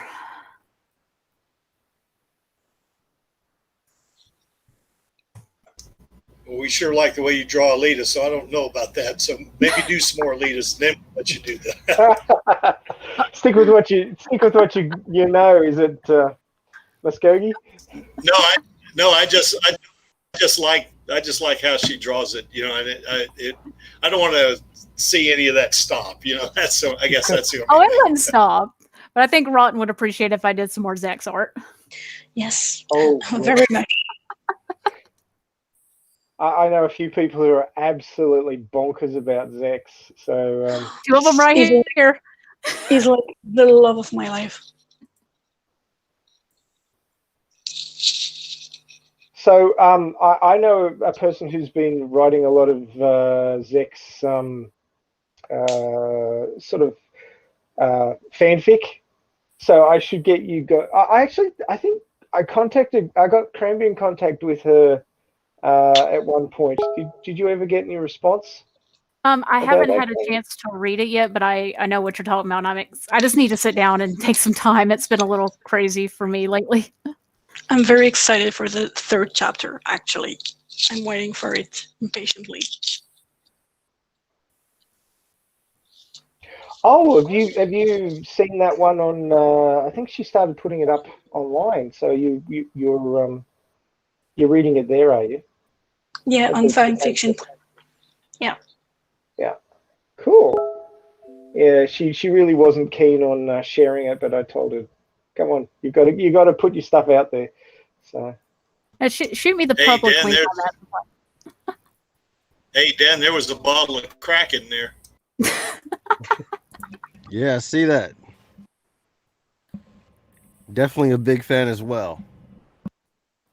I have a friend on Discord who is in Croatia, and he discovered he hasn't tried it yet, but he discovered what's in Kraken, and he really wants to try it. But he's only 16, so yeah, I'm not promoting underage drinking.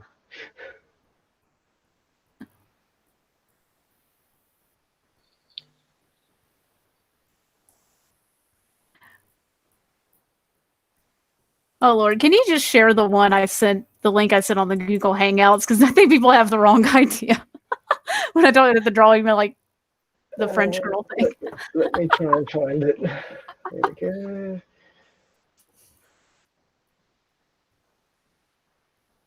Oh my goodness. I shall put it into the shared page and then it will answer all the questions. There we go.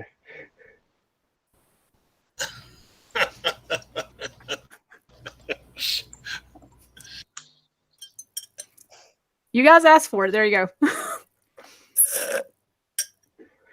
Well, I'm waiting for the text chat to explode here any second with the delay. So,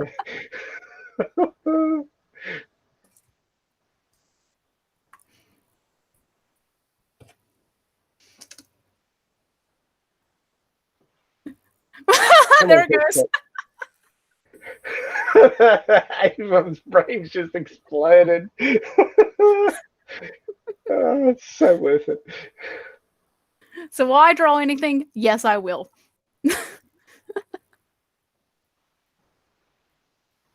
What's with the apple? That's another Rotten may get it. That's another parody image. It's Barry from the Angry Beavers posing as Miku from the Romeo and Cinderella song. So, which I'm sure she's probably the only one who even understands what I just said. Damn, that's a deep cut that I don't get. Context. Well, I recognize the Angry Beavers, man. That was the shit back in the day. So I never thought I needed to see the Angry Beavers in that fashion, but you know, I like the Titanic too, so.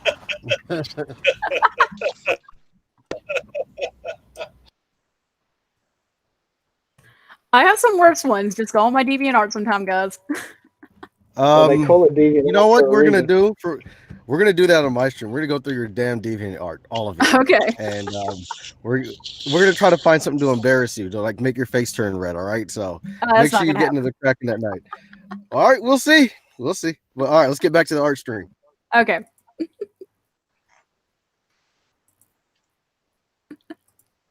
Did anyone have any other like specific questions? I guess for me. Or did I just kill the chat? I'm not sorry. What am I saying? I'm not sorry. Sorry, not sorry. Yeah, basically. How much for a commission, Cranberry? I can shoot you a link. All right, I'm gonna have fun with this one.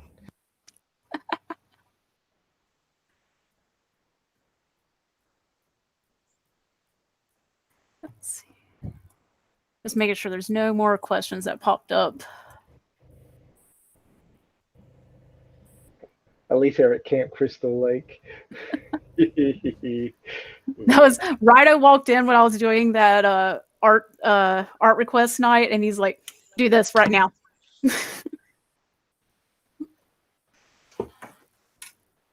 I need to do that again sometime. Sometimes the quickest doodles can be the most evocative. Well, when you don't have time to like overthink anything, yeah, they can be the most fun.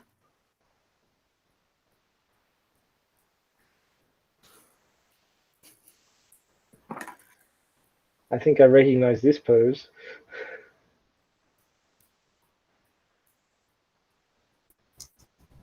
Oh yeah, outstanding.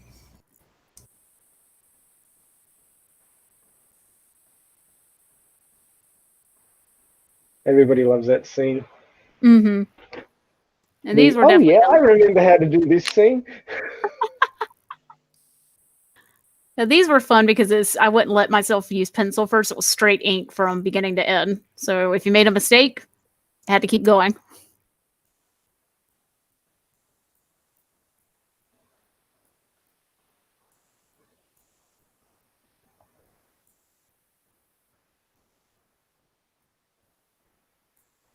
I know the eyes have got a sort of a sad look to me. So like a she's pleased that she's remembering how to do it, but she's also sad that she knows there's so much more that is hiding back there.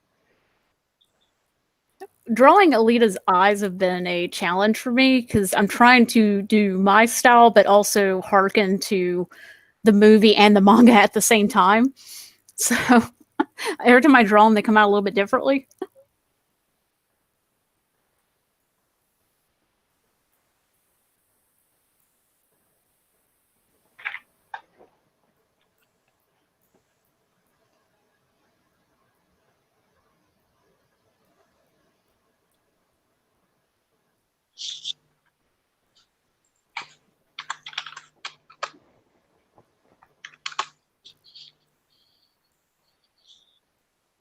Do I do any art straight on a computer? I used to. I used to have a tablet. Probably died, gosh, 6, 7, 8 years ago. I don't remember. It was a little tiny Wacom tablet. And I figured one day I'd replace it, and now it's almost a decade later, and I haven't. Because I do want to do like animations and stuff on the computer, and doing it straight digitally would be quicker than paper, but I also don't get the same satisfaction drawing digitally as I do traditional medium. If that answers the question.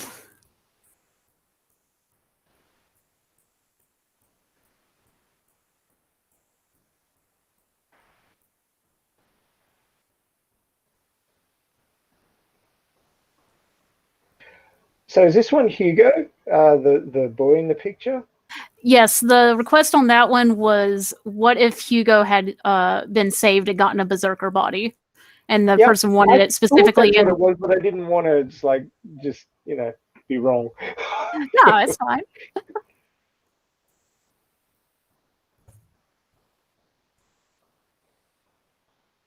Yes, things would have turned out a lot differently if there'd been a second berserker body up in that cradle in the ship.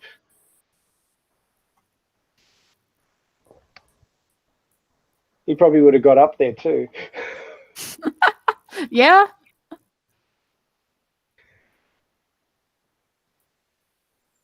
Yeah, that one was based on, they wanted the pose from the one of the concept art pieces from the art book specifically, so that's what that one's based on. I'd have to go and dig it back up.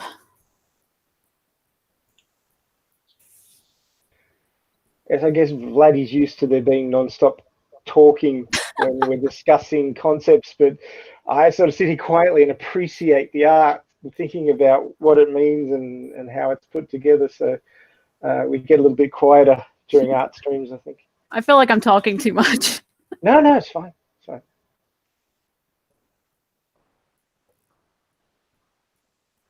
Oh, the doggy. It's like so like off scale, but I only had like a tiny little bit of the paper left for that one.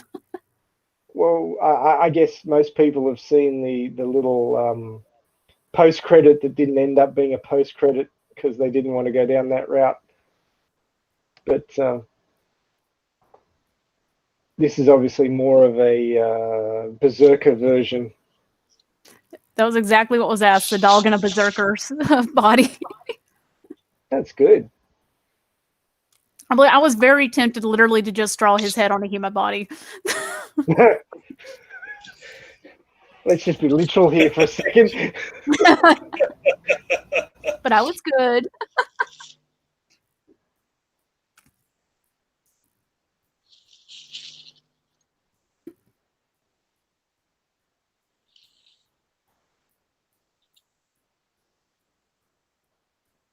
Was this one promoted by Vladdy? Yes. He requested Alita being happy over receiving postcards like how Rosa was. All right. I thought maybe she was playing cards and she had a good hand, but It does kind of look like that. I'm just being way too literal. No, it kind of does.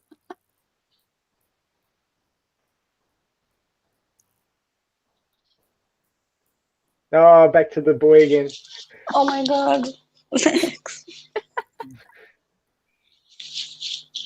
And there's the little Chibi's ex looking over his shoulder. I am going to get a Chibi's X tattoo. It's going to happen. On your shoulder? I don't know yet.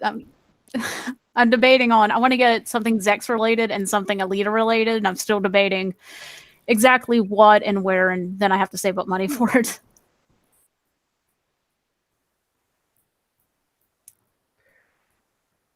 Yeah, that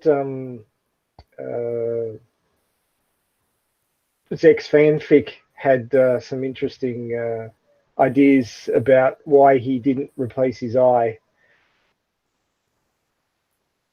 I have really got to sit down and read that very soon. Mm. Oh, it has some really good scenes in it. It's not finished yet, though. She's still working on it.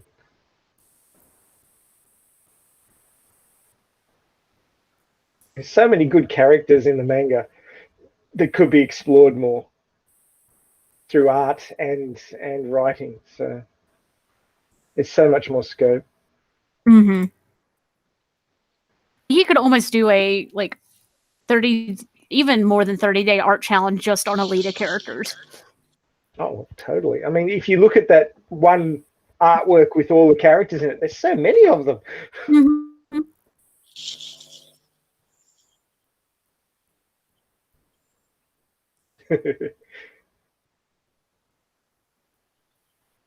Grumpy Karula, best Karula. Definitely. It's not somebody you want to piss off either. Also true. I mean, she let Alita win because she saw that Alita had something that nobody else had. And also, vampire, you can kill me and it doesn't really matter. I'll be back.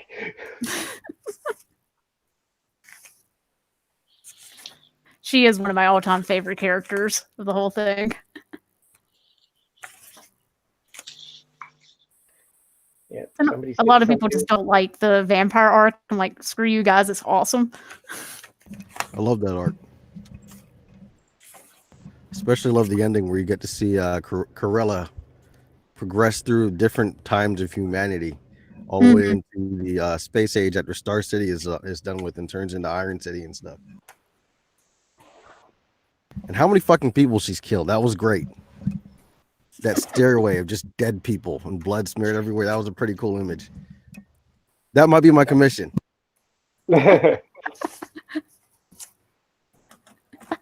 Think about it, man.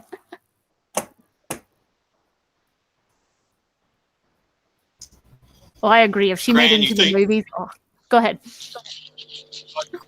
Crane, do you think you could draw a figure 4? I could. I would have to do a lot of research and probably several sketches ahead of time, but that would be a really good challenge that I would need to do. Figure Either- 4 holding Hugo by his ankles and stealing his lunch money.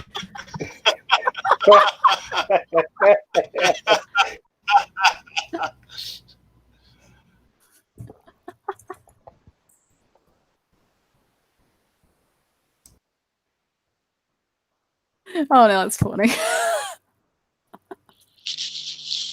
It'd be even funny if it's figure 4 holding cyborg Hugo by the ankles. Yeah, exactly. Not biological Hugo.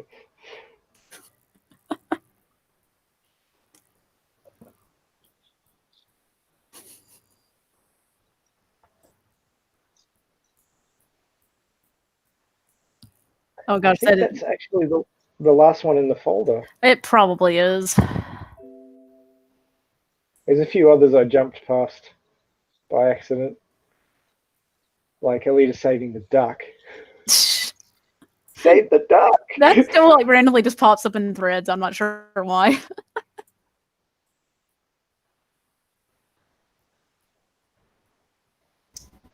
That duck's name wouldn't be Howard, would it? No. But thank you for knowing that. Howard the Duck was an amazing movie. I don't know why people rag on it so badly. In fact, if you remember the movie seller, how they if you donate, I think it's $50 to the JDRF, you can pick a movie and they'll review it. I'm thinking of doing Howard the Duck. Do it. Because that's an amazing movie. There's also this other really obscure movie about an alien life form. It's called The Hidden, and that's a pretty amazing old movie as well, sci-fi movie. So I'm tossing up between those two.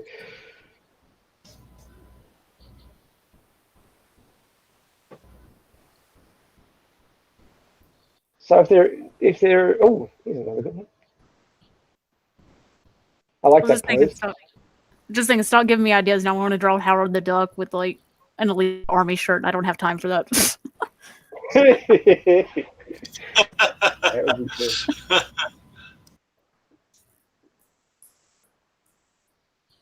So are you ready, Rotten? Should we switch over to you?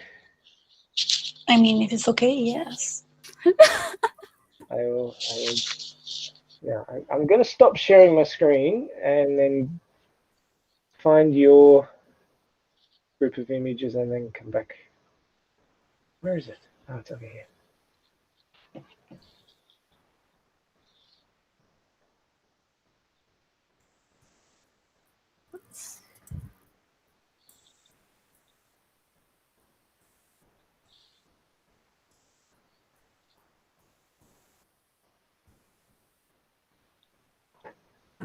Right. And I'm typing it in the chat. And I'm going to say it now as we're viewing Rotten Stuff. If anyone has specific questions for her, throw them in the chat and I'll make sure they get answered.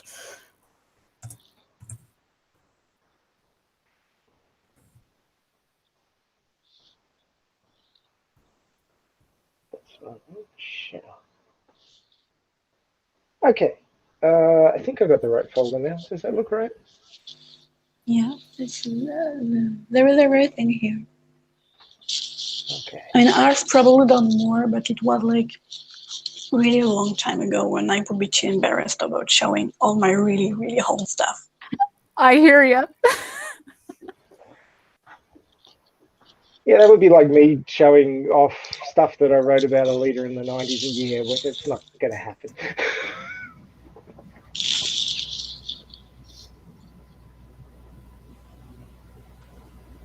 Again, one of the things I really appreciate is the Damascus coloration on blades and things that both of you do. Really like that stuff. Thank you. So do you want to give us some context on this one, Rodney? Yes. In fact, it was like for a parody video. Like, I don't know if you know the whole meme on YouTube called Buri Hamachi with a girl dancing with a fish. And like, Yes. I did it with Alita, Dex, Elzolf, and Deckman 100. And I think I uploaded the video. I think, yes, it is here. Declan And 100 doesn't get a lot of love, so it's good to see him. I just like, when I did the video, I liked the chilies and people asked me to post them, so I just did because, I mean, why not?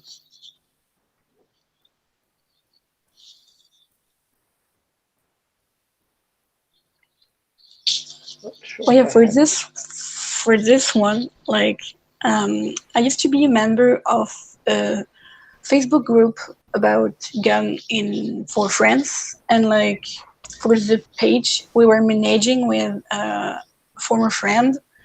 When we reached out 400 followers, I made a small doodle like saying thanks using AR4 for it because 404 like I'm clever.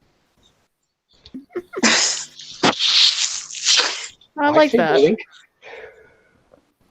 Excuse me? Oh, I see the wow. link. Oh, wow. That is so good.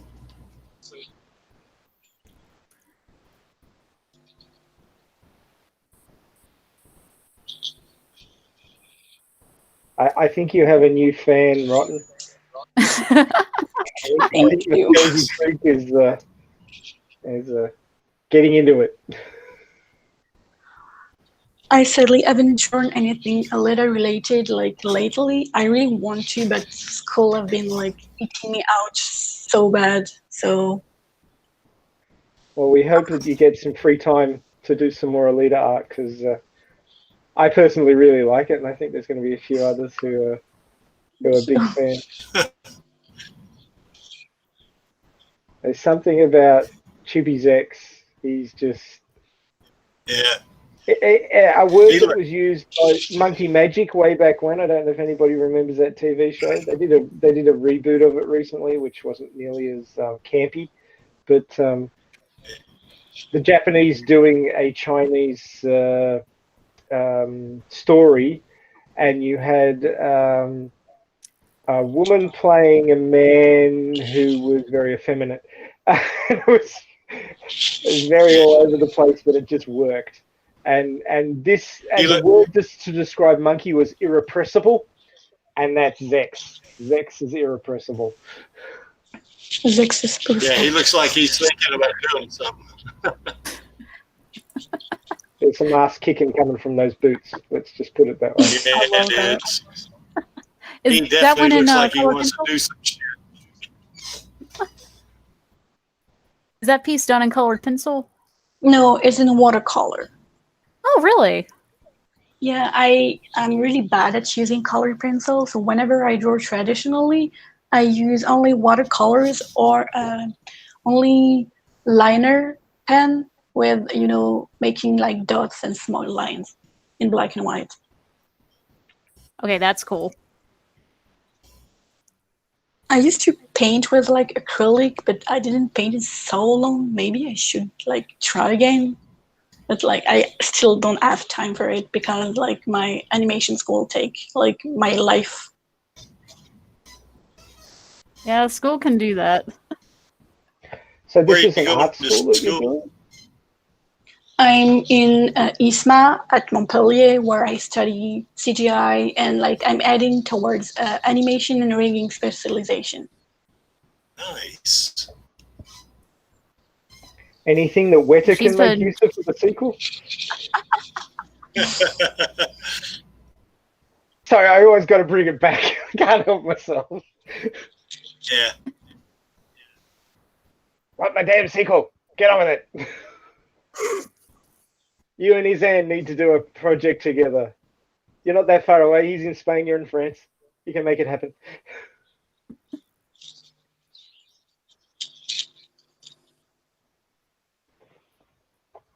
He's nearly got the entirety of Zalem sorted by now, I suspect. He's usually in the stream. He's not here today, though, which is surprising.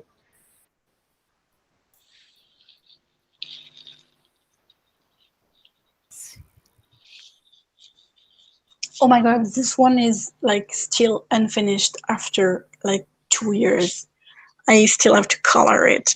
But it was supposed to be like Alita as like maybe sort of like, you know, godlike goddess angel with the other one trying to chase her, and Elf and Wolf being like together as always. And in the background, I wanted to do like Zalem, Zalem like around like the feet of Alita with the elevator, and then Jeru on the top. Nice. Looking forward to that one being finished. And Izan is here. He was just hiding. He hadn't said anything for a while. I'm sorry, Izan. I should have known you wouldn't miss out. But Izan, you and Rotten should get together and put something together, because he's got the city. You want the city in the background. I'm sure that you two can work something out there.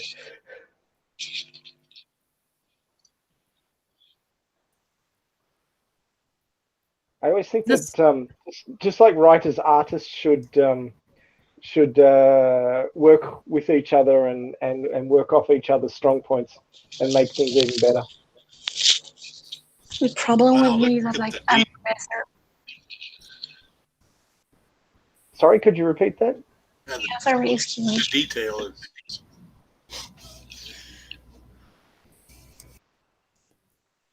I caught what Muskogee said that time, but I still didn't catch what Rotten said.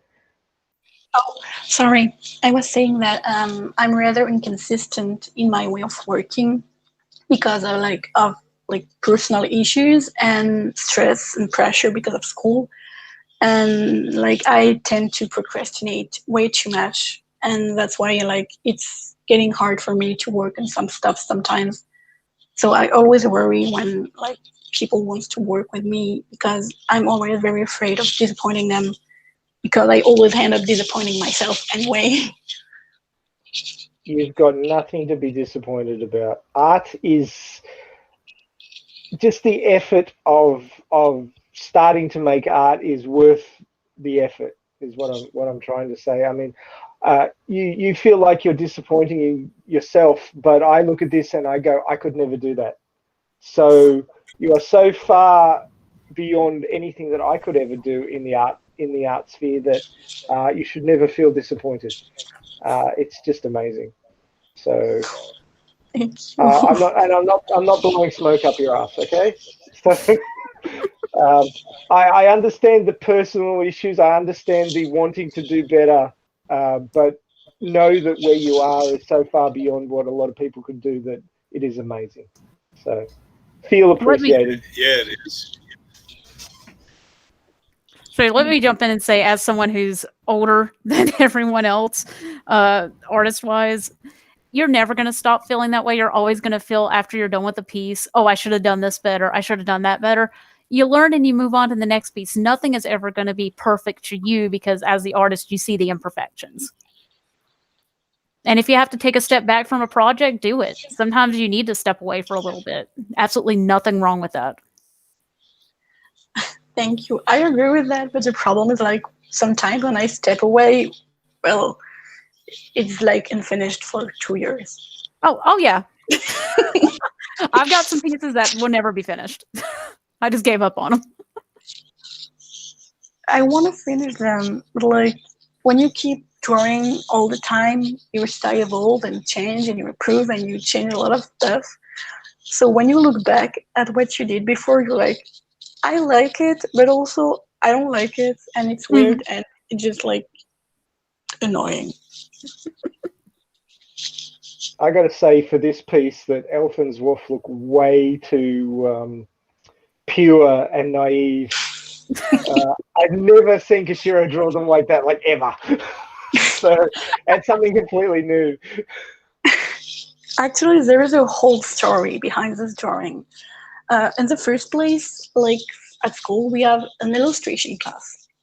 When I was in first year, and one of the subjects was to draw a sort of mythological like art, and we're completely free to choose what we want to do. We could do fan art if we wanted to, but it had to be out of the context of the original work. So at first I submitted this idea to my teacher, which knew about Gun and Alita, and he told me that it was too straight up from the manga. So I switched place, and I sadly don't have the piece anymore. But instead of Alita, it was just like Zex with huge cyborg wings and all the planets between his hands, like the master of the universe.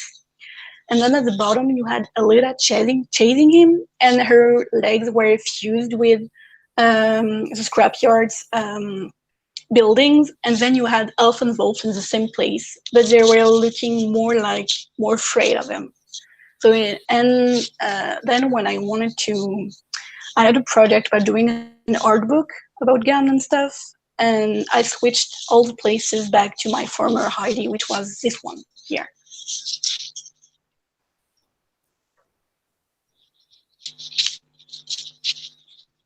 It looks very good. I'm hopeful that you get around to finishing it at some point. I will try to. If I don't, I will at least restart it. Don't feel that I'm putting pressure on you. You do you. Don't worry. I've put in a fair share of myself. Don't worry. Yes, that's what I figured. That's why I didn't want to add any more. Oh, Rotten, can you see any of the comments or no because you're on your phone? I'm both on my phone and watching the stream on the computer. Okay, I just want to make sure. There's a lot of people really like your art. I just wanted to let you know that. Oh my god, thank you. I told you they would. There's a huge amount of love, so. Oh my god, thank you a lot.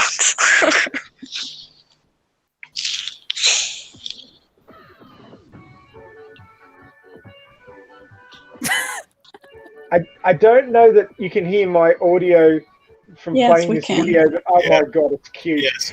Yeah, it is. That is so cool.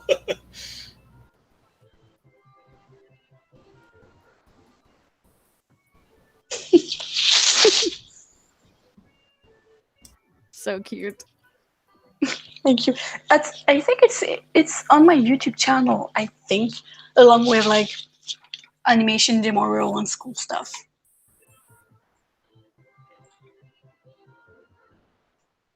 Drop a link to your YouTube and everything after the stream on your Twitter, and we'll be sure to get all that retweeted for you.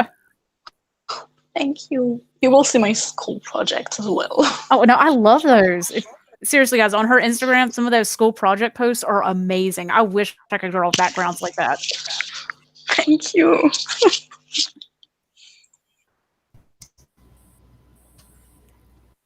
Maybe we should have a disclaimer on coming on the live stream that it's going to get emotional. Oh God, that's good. Oh yeah, this one. Tell us about it. It didn't take me so long to do it. In fact, it was just inspired by a song that a friend used in one of her hearts too. And like on the song, I just pictured like Dex naked, obviously, like alone, sitting with a wind in his hair. I often tend to picture him like more sorrowful than what he really is. Maybe because it's like that I see a lot of depth in this character. I think he's like way more deep than what he appears to be. He suffers from a huge inferiority complex towards Alita. He looks for himself, and he discovers what it is to be human, what it is to be like sensitive and stuff when he spares the twins. And I think that I love to express this side of him in my hearts, like always trying to live for himself and maybe grieve what he was supposed to be at the beginning, which was an Alita clone.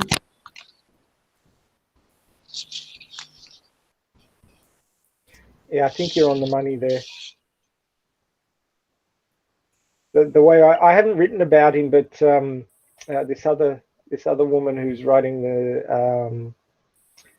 the Zex fanfic, she basically has the same outlook on him as you do.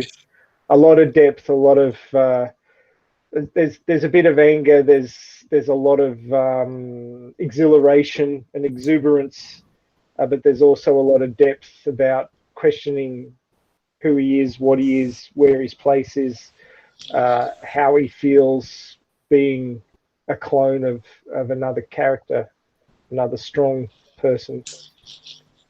Yeah, from what I read from Like the he has a lot of fanfiction,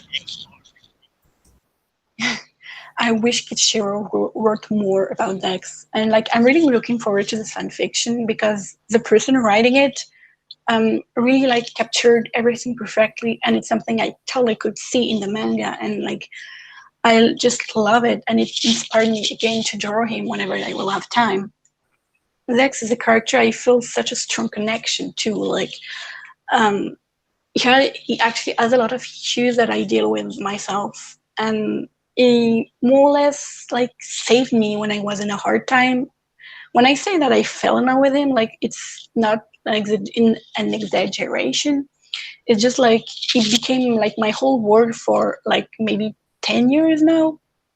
And he had been like a huge help for me in very hard times. I connect to him, I relate to him, and it's just like it's so good. It's like everything I love in a character is a pure baby, and I love him. And like just Cranberry, I plan to get him tattooed on my right arm. I want a full body of Dex on my right arm so I can wear him on me forever. I hear you, girl. Gonna happen. Yes. And that's what let me throw into another thing that we all love about Alita in general, just the entire franchise, is there's some character that everyone is going to connect to on some really deep level. Yeah. God, I do love Zex. I don't know how we're going to get more Zex though, because I mean we're not even getting much in the way of the progression story after Last Order.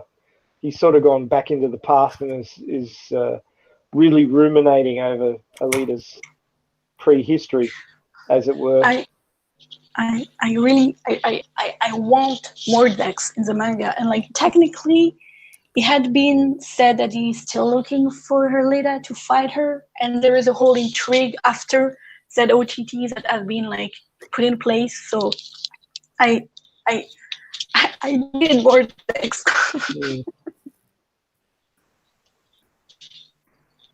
We have no idea how far Kishiro is going to take Mars Chronicle. I mean, it's who knows how it's going to end. I have no idea.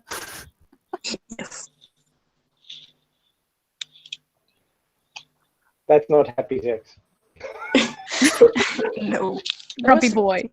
That was supposed to be for a button. Like, as I said, I plan to do a bunch of Alita merch. I wanted to have a stand at Japan Expo with a friend, but it has been like postponed again and again because of life. And I still work on a bunch of merch with like Zex buttons, but also like Alita, Deckman 100, keychains, postcards, and handbook. Send me a link when it's ready. I'll buy all of it. I promise. Cranberry and Rado are kind of. I'm getting the feeling they're kind of like the Alita Chroniclers for the merch. One of everything that's ever been created anywhere ever. I wish. I do. When I have more free money, I would like to start commissioning more artists for custom pieces. Same. I've got a bunch of friends who actually like handmade me a bunch of figures or stuff with Dex. Oh, I love those. I treasured them so much. I think we're going to have a collector's week or something where we get all the people who've been madly collecting Alita stuff for ages on and get them to flex a bit. Yeah, you'll be in there, Clay. Don't worry. You and Rado. You will have to be on that one. I've got a few stuff to show off if you guys are interested. Oh, for sure. If you can't swing it now, we can get you on another stream. I always say anybody who comes on the stream is welcome to come back. There's a lot of trepidation with some people. We've got people who've wanted to come on and never have because they're too nervous. We've got people who've come on and basically sat there and said nothing because they were too nervous to speak. But the Alita Army live stream is there for anybody who considers themselves Alita Army. And if you want a sequel, you're Alita Army. I'm sorry, you're just one of us. You don't get a choice. So everybody's welcome to come on. We can't squeeze everybody in all at once. We're not like Kishiro, who can draw every single character in his manga in one drawing. But certainly, even if we have to do the rotating door policy, which is like what Dennis had to do with his stream because so many people lining up to come on all at the same time. But we will get everybody on who we can, and everybody gets to have their say because this is for everybody. I just get up here because I'm the one that can't shut his mouth long enough to stay away. So does this drawing have a story around it? Like as I said, like I used to be a co-admin on the group, the French group about gun, and the page that was going with it, and it was like the profile picture of the page that I did for the co-admin I was with, and I did the banner too, and it's like I don't know where it is. I know it's there, but I don't know exactly where. It's the picture right after. It's a banner I made for them. If you find these links, feel free to pass them along to the Alita Army channel, Twitter. Well, We'll get them up somewhere. Well, the thing is, I quit those groups like 1 year ago because of a huge disagreement I had with the co-admin. Fair enough. we don't need to give them free airtime if you don't want. No, I don't mind giving the links, but I don't even know if if they blocked me or not. I have to check it out.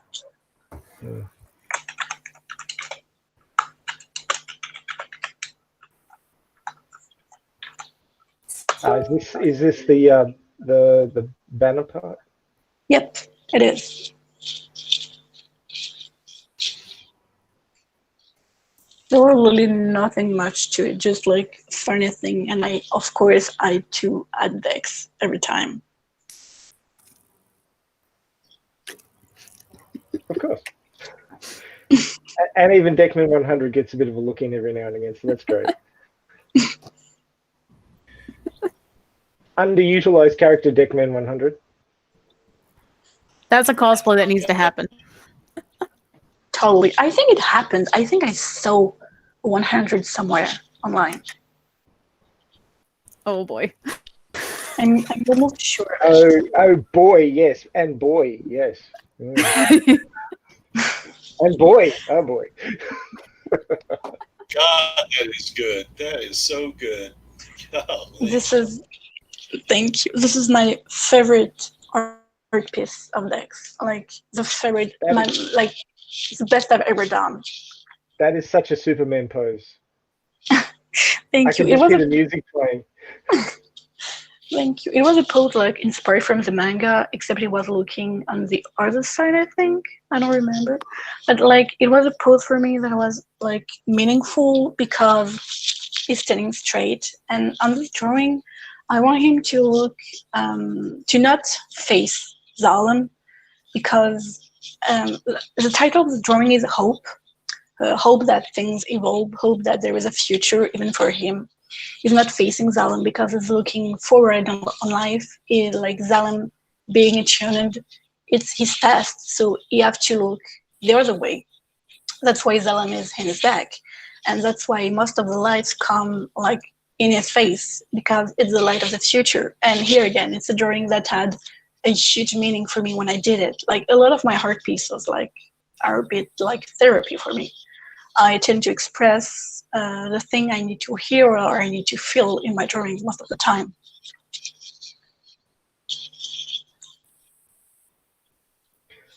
I think that most people who are extremely creative are also very torn in various ways.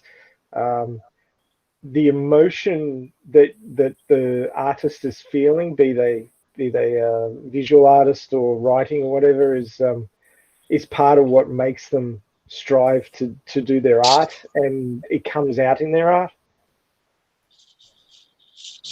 I think so. Art is such like a pure meaning of expressing yourself.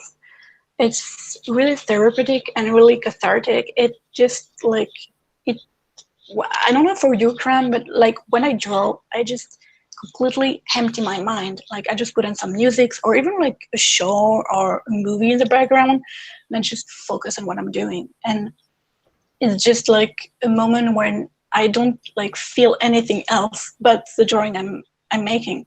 And sometimes like the drawing I do have an influence of my mood. When I am asked to draw something sad, it tends to like affect me and makes me sad just because my drawing is sad. And on the other side, when I'm really feeling down and I'm making a hopeful or very joyful drawing, it just like completely like help me feeling better. And I don't know how to express it. It's just like drawing is like my oxygen mission. I just can't live without drawing. When I often tend to say for a joke that my tablet is the extension of my heart, and like it's not really a joke because I just can't live without drawing.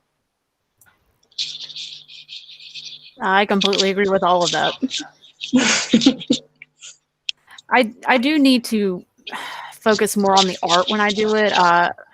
My life has been very busy and chaotic lately, so sometimes I'm just having to do it while trying to have a conversation with someone. And I think once I get my room redone, I'm going to actually turn into a little bit of an art studio so I can go lock myself away and really start expressing myself in the art like you're doing. I feel a complete difference with some of these pieces than what I produce.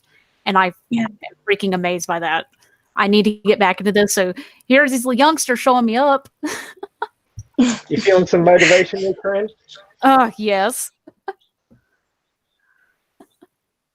I think that it's important to like put a piece of yourself in your art. That's why like there are a lot of artists that will only do, that will only mass produce fan arts because it's what they live off. And I completely understand that and I respect that. And it's still amazing work. But sometimes I feel like it tends to be a bit saddening when you just mass produce a drawing instead of putting your whole soul into an artwork that means for you. Definitely. I used to go to art conventions, and I still go to one like comic book convention every year, except it got canceled this year. And there will be some people there that do mass-produced art, and while the art, like the technique and stuff is good, there is definitely a lack of feeling in the pieces, and you can tell. Yes, I completely agree. And that's why most of people I follow, you can see that they do it because they want to, because they feel it, and when you see the art piece they produce, you see a piece of their soul in it, and it's what matters the most. I mean, in my mind at least. Well, there's definitely a lot of soul in your art, Rotten. Thank you. I'd have to say that the name you've asked me to call you is completely at odds with what I'm seeing. So I actually really love this name, Rotten, because it's really, gross, like negative connotation, and I like it. I don't know why. I was wondering if it meant something completely different in French that I wasn't getting. So. No, it just meant like rotten. I for one think you should change that, but that's just me. That is so amazing. God. This piece speaks volumes to me. It's got action, it's got depth, it's got meaning, it's got purple. Purple's my favorite color. Sorry, same. Alita. I mean, the fact that Wetter went with purple for Alita's various motorball bodies and stuff, I'm just like, yes. I completely agree with that. I It was mean, a piece. Zex feels a bit more like a grey boy to me, but grey is my accent color. So grey and purple is my favorite color combination. So Zex and Alita, it's just okay, that works. Happy, move on. For this piece, it was for the birthday of like my ex-friend was the co-admin I went with. We were really close, and for his birthday, I wanted to surprise him, so I did this piece. I wanted to do Alita in the motorball body, but in the exact style as you can see a huge Jashigan poster in the manga at some moment. You with the little banner with his name and the circle Yes, the beneath. poster, the Emperor Joshua poster. Yes, I thought I recognized it. Yeah, and I wanted to do that for him, and then I put it on my Redbubble and I printed it on a shirt and I sent him to him, and he was super happy with it. I can see why. I would be. Yes. If you ever feel the urge to do more motorball, Alita, if you could ever do the wetter motorball body, I would be forever grateful. I would pay you to do it, but I've just recently become unemployed after 21 years, so I don't quite have the ability to spend money on art. But if you ever felt the urge to do the current motorball body in a style like this, I would be forever grateful. Just throwing that out there. I think that right now I do feel the urge, so you will probably see this in the next 2 months. Yes, please. I'm waiting for someone to commission the motorball body for me, and I'm just like, oh, there's not enough reference. I know, but I would.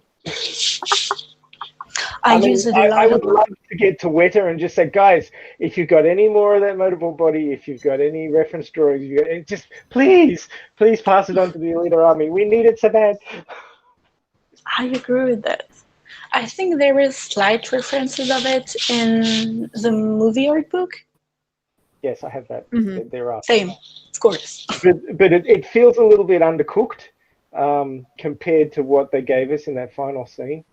Yeah. That thing is just sex on wheels, as far as I'm concerned. I couldn't agree more. And I'm not using the term as erotic. I'm just using the term as just how do I describe it? I'm the words guy, and I can't describe it. That's just, it is sexy. It's like when you call a car sexy, and I'm not calling it a car. Don't give me grief. I'm just saying where you can appreciate something mechanical. It's past the mechanical phase, and it's gone into the something that you just have to have. That beautiful. You know what I mean. I'm sure you get it. I get you because like all the character I completely fall for. I always cyborgs, robots, or androids. Like I've got robophilia clearly. Like machines and androids. That describes me. Okay, yeah, I'm there too. I'm sitting next to you at therapy for that one. I don't want to be cured about that. I don't want to. There's that. I mean, people will send you to therapy, but you don't want to be cured.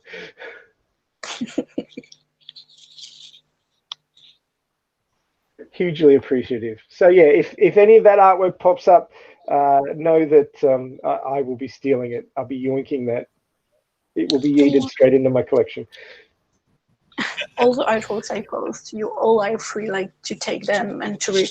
As long as you credit the artist, you can do whatever you want with it. Please make sure if any of the artists are listening or any of you guys are doing it, please put your name on it, because it is so hard when you're on your phone and you see a beautiful piece of art and you go, I've got to save that. To have any sort of method, folders or anything to put people's names, it is so hard. So I always say, and Izan and I had a bit of a disagreement there. He was saying that I was eating his artwork unfairly, and I said, no man, it was just that when it got to me through multiple hands, there was no reference to who'd drawn it. I said, please, Izan, put your name on everything. Put it in the corner. Put it somewhere just so that it's in there, because I would never take someone's name off an artwork. If they put it on there, I want it to be on there because it's part of the artwork. It's part of them. But put your name on the artwork somewhere. And also important stuff when you put your name on it, make sure to put your name on a place it can be deleted, because sometimes it's specific. It's like very young people that do this on Divinter, for example. People will like take the art and erase the signature if it's made. Like if you have an artwork and there is a blank spot and you put your signature on it, people will like cover it and pretend it's there. It happens. So when you sign your artworks, always be sure to put like your signature at a place it can be removed from. Right. And I had someone ask me why I always put my watermark across the image, like somewhere that they think is intrusive. That's why. I don't even think mine's really intrusive. It's just a way to deter art thieves, which is a sad case, but fortunately it is what it is. Yeah, I completely I second this a lot.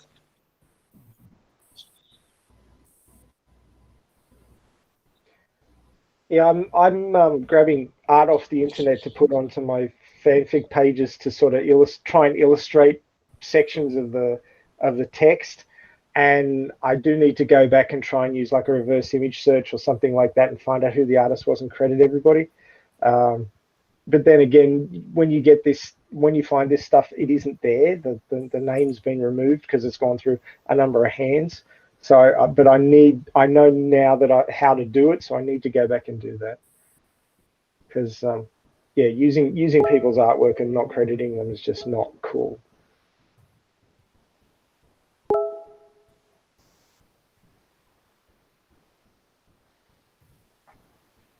Oh, Yeah, this is a mess that's up. good. Oh no!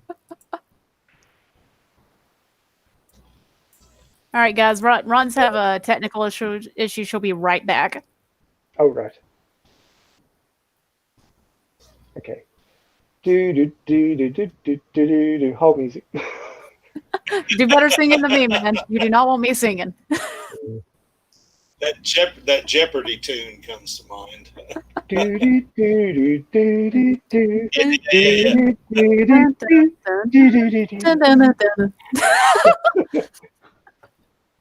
Cran, do you ever do any American Indian type drawings? I have not. No. I'm just curious. It's not the right sort of Indian, but I did see Alita done in a how do I specify it? Subcontinent Indian style. Okay. So she was done with you know the temporary tattoo art that's done Yes. by for weddings and things in Indian culture. Yeah. The other Indian culture. Yeah, it was done with that, and it was really quite good. I'd have to dig it up though. I can't remember. So much good stuff. So hard to categorize. Can you hear me? Oh, are you back? Yep. Yes. So now you're a little bit quiet, but other than that. Excuse me, can you hear me? Yes. Oh, sorry, my phone died in the middle of what I was saying. I'm sorry. Oof. It happens. So for this piece, obviously it's Pokemon theme. I was like, what if there were Pokemon trainers? So here it is. I would love to see your idea of what Pokemon would look like in the Alita universe. It'd probably be pretty freaky. Probably. Anomaly. Yes, anomaly, exactly. And Rakan and yeah.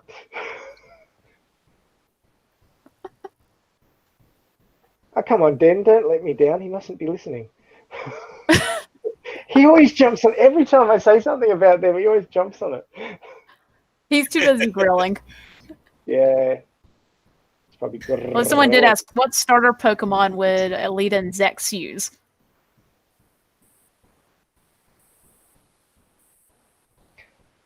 I am not qualified to answer that question. Someone else will have to field it. I say Eevee for everything, but that's because I'm a total Eevee freak. I could see Pikachu and Alita getting along. Wait, I have to find the name in English because I know only the name in French, of course.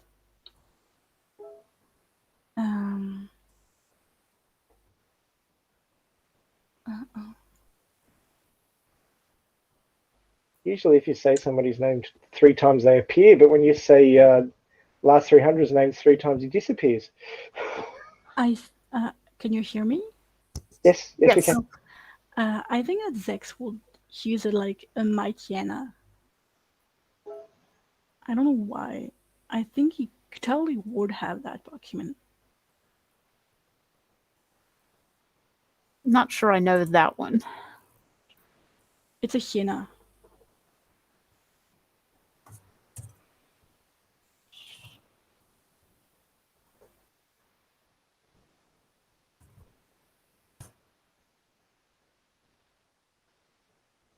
Oh, let's see.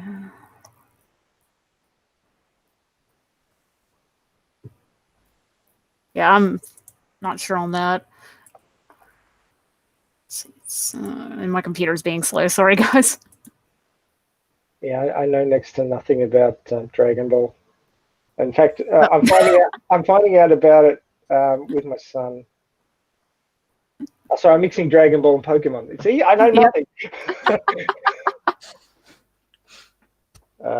I'm too ancient for that stuff. Back in my day, it was Robotech and Battleship Yamato, all that sort of stuff. Space Battleship Yamato.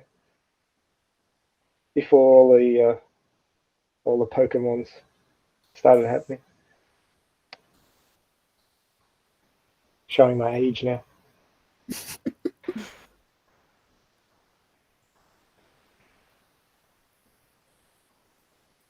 Oh, well, this one is actually one of the keychains I intend to do. I still have Zex and Deckman 100 to do. I will take 2 of each.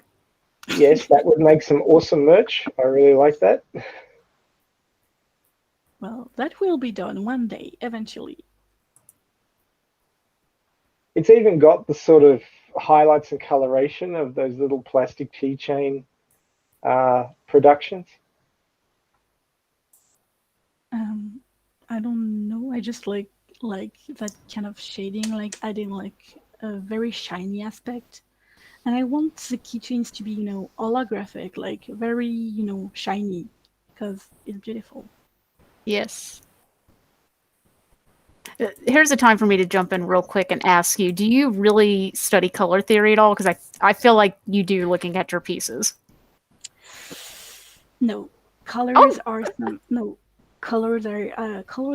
have always been something very natural to me. Like it's even something that my teacher tend to tell me. Like I naturally tend to match colors, like rather nicely. It's like I think it's my biggest strength. Like I'm terrible at anatomy, but I'm good at colors. So you have a natural eye for it. I guess. Thank you. I was sitting here expecting you to tell me you took like 2 semesters of color theory, man. No. That's impressive. You know it's time to be jelly when the artist's getting jelly of skill. So, Are those 2 Damascus blades that she has? Yeah, in her forearm, like in the manga, she had this at some point. This is from Last Order. Yep. Muskogee. Oh, okay. I haven't gotten that far. So. Oh, you've got so much to experience. Yes. Last Order's a roller coaster ride, man.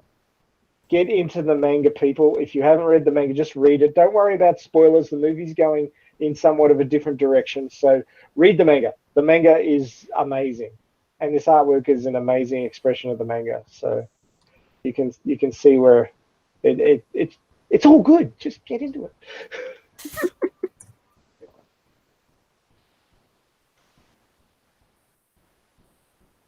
Oh, I was just like, there is this one face in Last Order where Zex like kind of freaks out at Becca, Yes. and I wanted to reduce his expression, but turned out like the face is like way too straight and too static compared to the manga, and I hate it. So you drew this to stick over that panel to give it a bit more oomph. Jesus. Yes. Look, there's things that go on in Last Order that make me look like this when I read it. So Yes, it was kind of mess, but a mess I loved. I love the line work in that though. I've never quite got the hair to work like that though. So.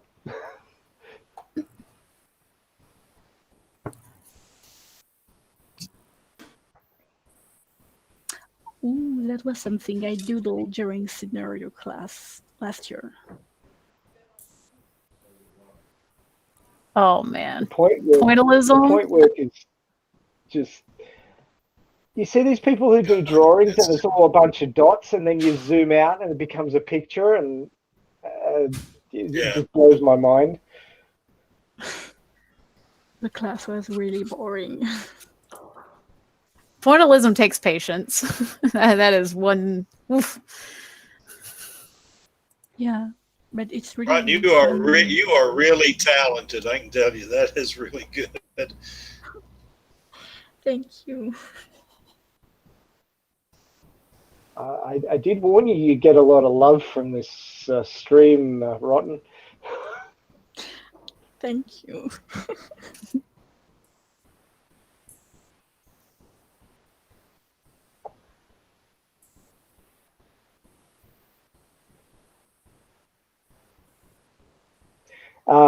Just as an aside, Angelus, who's in the chat, he's often on Den's stream, and he's been on this stream once or twice.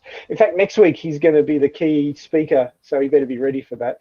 But he was waxing lyrical about how much he was going to enjoy this stream. He loves all the Alita artwork, so shout out to Angelus. Hey, man. The appreciators are as much a part of the art as the artists, because without appreciation, you're in a bubble. So don't want to be in a bubble. Yeah, and it really, if you're out there and you see a piece of artwork you like, take 2 seconds to tell the artist you like it or anything. It really does help. Yeah, it helps the artist to like gain a bit of confidence, because most of the time when you post something online, you wonder if is it good enough? Are people going to hate it? Are they going to tell me I suck? And then sometimes it like gets to you so hard you end up deleting your post and like cry in the dark in the corner for 2 hours. You've got nothing to cry about at all. That's exactly right. I mean, I post up my writing and I get all these people who come to the page because you get stats on it, but they don't say anything. It's like, did you like it? Did you hate it? What did you think? What should I change? Can you just say something? I'm sick of being in this silo. It's echoey in here. Come on, say something. So yeah, feedback is important, guys. I keep telling you this on every stream. Give people feedback. Even if you don't like it, say something constructive. I think you should do something different with the nose. I think you should, just say something. We need feedback. I'll go ahead and say, though, if you tell me to stop drawing noses the way I am, it's not happening. I know, everybody has their own style of art. Just throwing that out there, being a butt. Fran, the noses you draw are good, so don't worry about it, okay? Noses are unique. That's part of the reason I really love Rotten's art is she draws really distinct noses, and I have a thing for noses, okay? It's really weird. Except when the nose doesn't appear at all, like in this one. Oh, Chibi's a whole thing. Yeah. I wanted to add Zek's avatar, so I made this one and used it for a while. I still use it on various websites. It's so cute.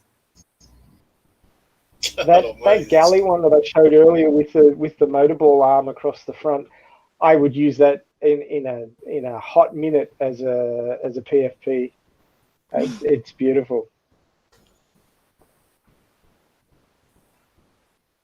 Thank you.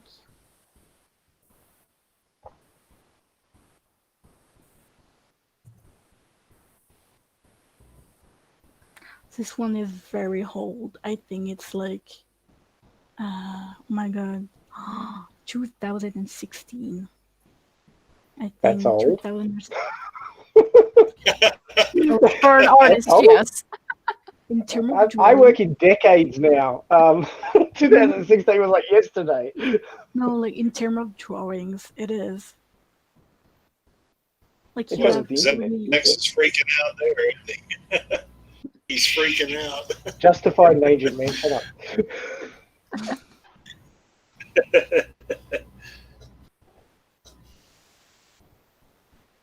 I like that the to use some big silly words, the head is whimsical and yet the body's got so much deep mechanical sort of detail, but it's chibified. Yeah. It's really amazing work. Thank you. Just had a question on any rhyme or reason behind eye color scheme for you. I believe they're asking about how you color the eyes.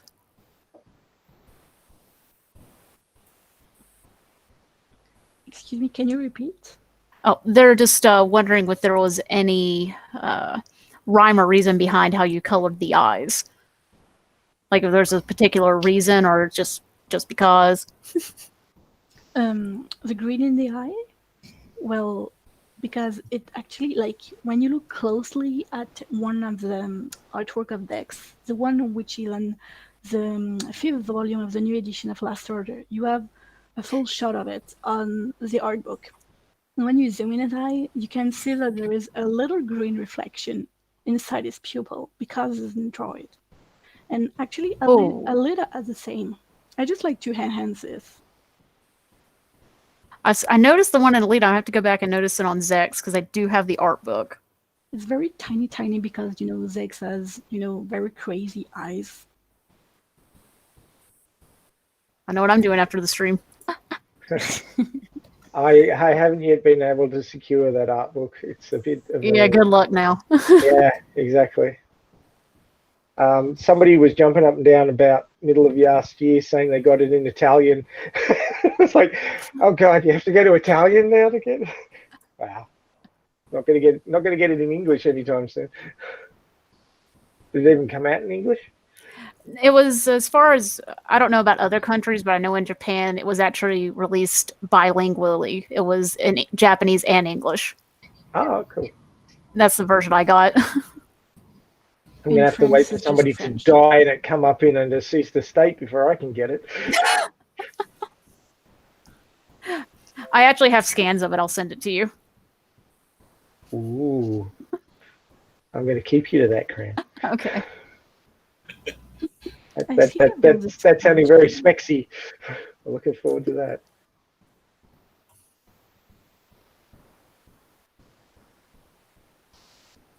Now, this is a lot different from your other works. Yeah, I love this one! Because it is older. Yes. It's something, a gift I did, like, for my former friend. Like, I was seeing him at Japan Expo, like, I think it was like 3 or 4 years ago, and I gifted him this. This former friend of yours is an idiot, by the way. Yeah, he is. For He's a divorcing dumbass. himself from this talent. No, it's complicated. Oh, isn't everything? Yes. God, that is so good. Jeez. Thank you. Can I just ask what she's doing with her hand up near her face? Yeah. It was a pose that I got from a manga. I don't know if you know Rosario Vampire. There is a vampire that has that kind of pose, but since I wasn't very good in anatomy, it looks really wrong in this drawing. She does kind of look like she's got a broken little finger, but other than that, Yes. Her I hair, should her hair color looks like she's kind of older or something. I mean, is that like a grayish? You know, like she's maybe got. You know, I mean, I don't know how to say this, but I mean, is she? It looks like her hair color is a lot different than before. You know, is it because maybe it's got dust in it, or is she graying, or what? What is that? What was your thought on that? I just put on too much light on it. Oh, okay. Oh, it's a light thing. Okay, well, pardon my ignorance. No, don't worry. It's like, as I said, it's hold, and like I thought, should you do this one? I think we both have a project. We need to redo an old piece. I like the eyes and the way the Yes. metallic eye black works around it. Very, very nice. And surprisingly, the gloves. I like the purple gloves. I like them. Yeah. I love putting. You just like purple. Purple.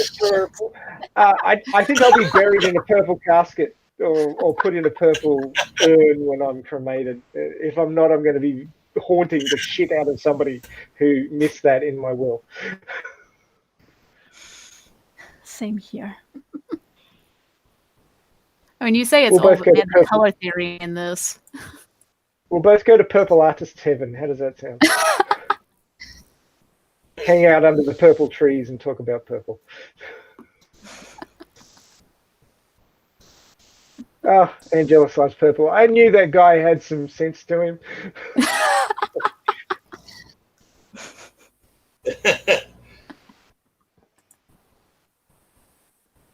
Whoop. God, you guys, this makes me wish I could draw. I'm telling you. Right there with you. Well, there's only one way to know and to get better at it.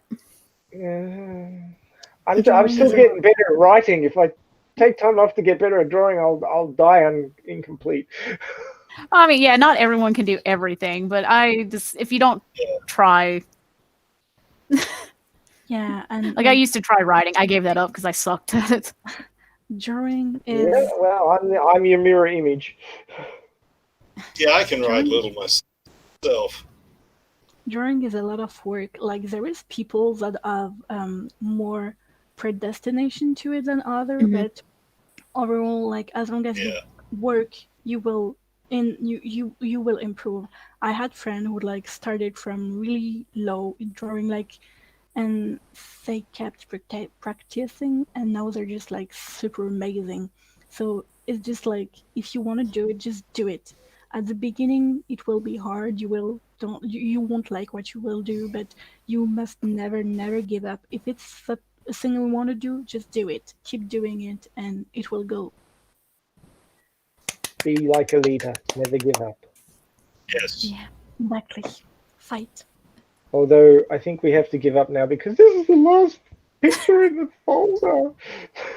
Why isn't the folder longer run? Why? Yeah. Why isn't there more art in here?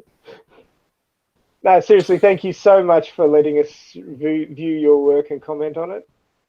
Thank you a lot for inviting me. I don't want to make other people feel bad, but this has been one of my favorite streams ever. So.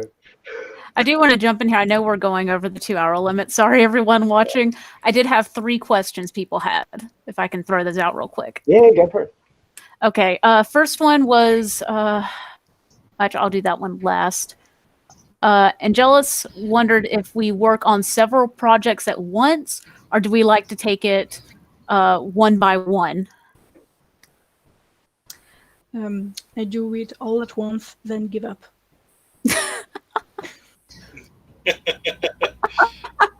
Is it honest answer? No, so if these are your completed works, how much volume times this is there that you've stopped? It wasn't working for you. I don't even know. Too much, way too much. A lot. Yeah, I'm a really like perfectionist person. If it doesn't like come out the way I want, then I will restart it. And for one drawing that I will finish, there is like at least 5 that I started and won't finish because I hate them. if you could ever possibly deal with the idea, I would love to have a look at your yeet pile sometime. If you want to, yeah, sure. Because you know that if it's got any purple in it, I'm going to try and get you to go back to it and finish it.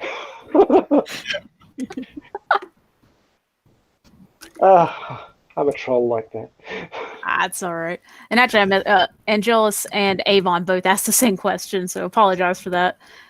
For my answer, I am a multitasker to a very bad point. I actually need to stop doing that. I have probably about 5 drawings in progress and 4 plushies, and I'm trying to make patterns for a couple more. And that's why it takes me forever to do things, because I kind of jump too many projects. I need to just focus on 1 or 2 at a time. You should totally do a Zex plushie, because I'd buy that. I actually have, and I'm going to take a picture of it when I'm done. I'm going to do new Alita and Zex plushies. I just need to finish the 4 I'm working on right now. And I have my very first plushie I ever made was of Zex, and it's a piece of crap. Do you take commissions? Yes. Because I certainly will commission you a Zex plush, because you never have enough Zex goodies.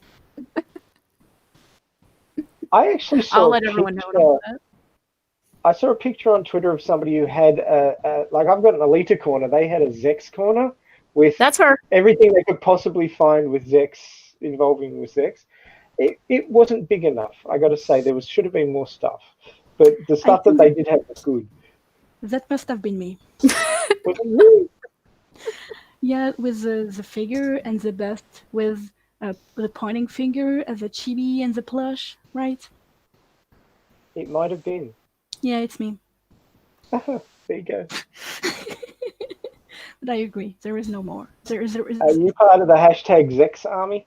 Yeah, it's me. Mm-hmm. There you go. But I agree. I need more. There is not enough. I need more. So people are saying that there should be a McTeague spin-off. Zex spin-off, anybody? Yes. Yes. Zex spin-off, totally. Mm. I worship that and burn candle in its glory. Well, we need Zex to show up in the actual movie, so we need at least 6 movies to get Zex to show up. No, hang on. He's almost there at the end of the OS, isn't he? I mean, it doesn't. He is there at the first volume of Last Order. Yeah, that's what I thought. I didn't think he actually showed up because she fights 2, but we actually only see anything else besides 2 at the start of Last Order. There's flashbacks to Zex fighting some of the other numbers in the AR series, I think. Yeah. It was I think it was 4 maybe. AR4. I'm not sure. I forget which one, but yeah, I know the one that had the big wings. Yeah, I see. The wingsuit, yeah.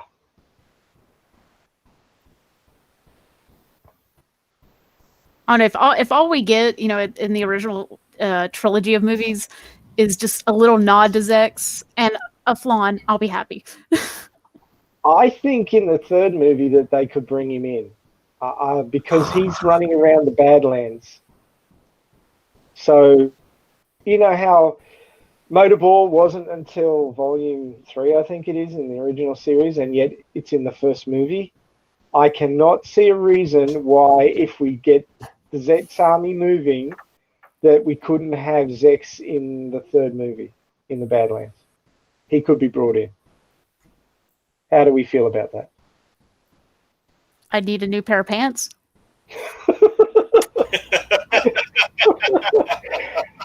So I guess one of our next streams will be mostly the people who are here now talking about who is going to play Zex for 3 hours. Okay, so that's in the plan.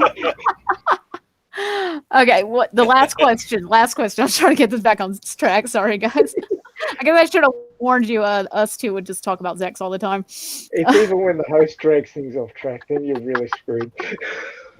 Yeah. Oh, Nada 1000 Trains asked, how do you improve your art so you can be a professional? I'm not quite sure I'm really educated to answer that question, considering I don't consider myself a professional artist in that I don't make my living off of it.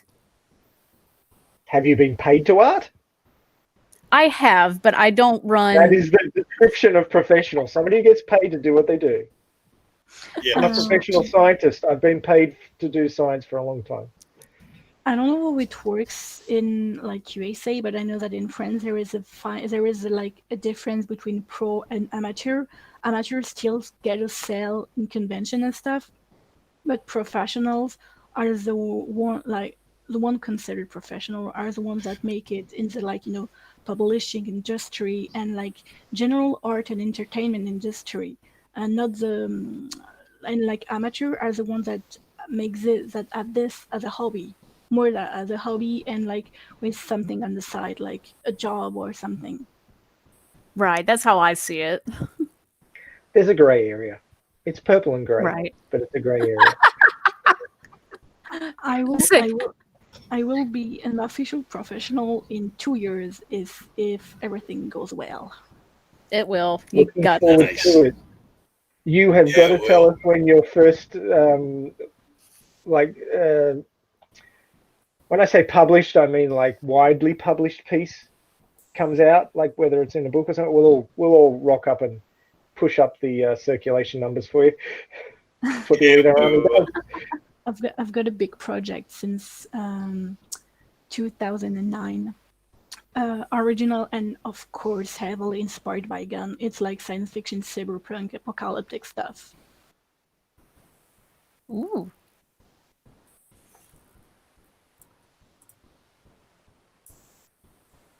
Well, as much as I hate to say it, we're coming to the end of the stream. We're going to have to call this pretty shortly. So, anybody on the panel got any last things to say? Any more gushing to do? I know I'm pretty gushed out.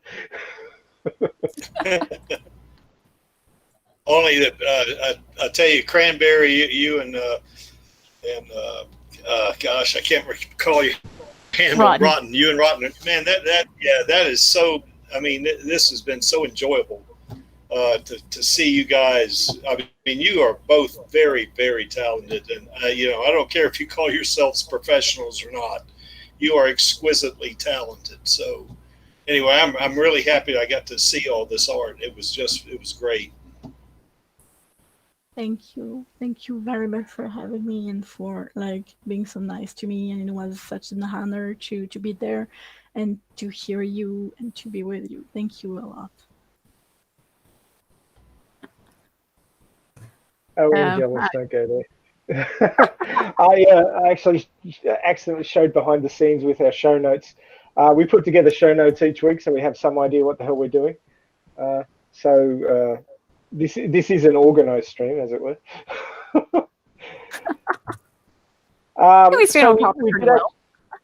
We did actually throw out a question. Link us to your favorite Alita Battle Angel fan art list and tell us why you love their work. But the show is running rather long, so I won't go through that just now. We might just wrap it up here. But thank you ever so much for coming on, guys. Really, really appreciate it. Our next stream, if all goes well, should be do we talk online about Alita Battle Angel too much and what we've been doing in online polls. That topic was brought up by Angelus. So he's getting his say. Oh, yeah, sure, go for it. Okay. Let me I was closing things off a little too soon. Okay, I'll show you my all-time favorite piece of Alita fan art. Just gotta get it. There you go. Should be seeing it now. I just gotta wait for the stream to catch up so I can see it. Yeah, I forgot about this. There's a little delay. I'm sure everybody has probably seen it before, though. I think you must be echoing Star. Somebody's saying echo. Oh, Jesus. That's your favorite? Seriously? You are myopic, my friend. It's always You need to get your eyes checked. Oh, dear. I can't Oh, show my geez. favorite one. I don't see. Where is it? I should have known it was that one. You Oh, need to look on the stream. oh. That one made a cameo appearance in my Describe this last video. quickly. Yeah. That one I made a cameo. appreciate I was saying that one made a cameo appearance in my last video. I was talking about Hugo and his big mistake at the end. yes, I How appreciate the the hell do you muscles. do It just reminds me of the Berserker activation happening a bit early. That's all I can say. It's completely Berserk. It's a what if.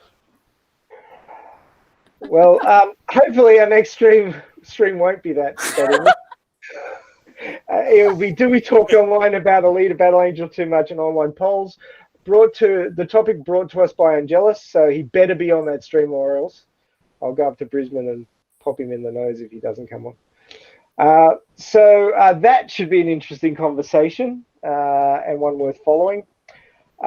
Thank you so much, Cranberry Jam, Griggs305, and Rotten for coming on. Your artwork is phenomenal.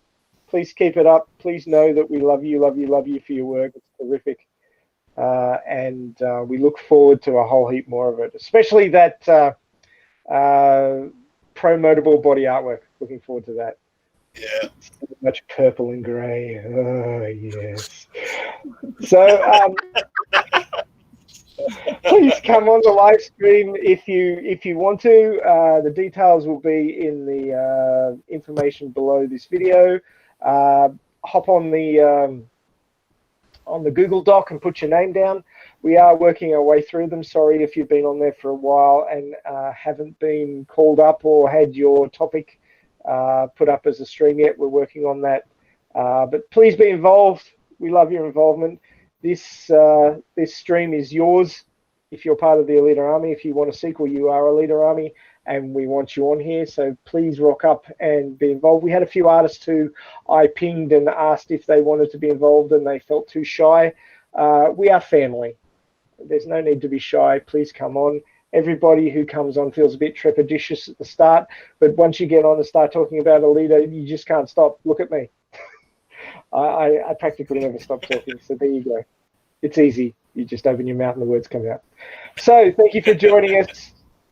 We do this for you guys. You are what make the fandom special.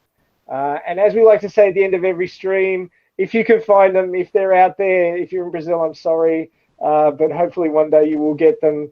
But 3, 2, 1, buy those Blu-rays, baby. Thank you, Fran. You knew what was going on. I know it. Thank you, and see you on the next stream, guys. Bye for now.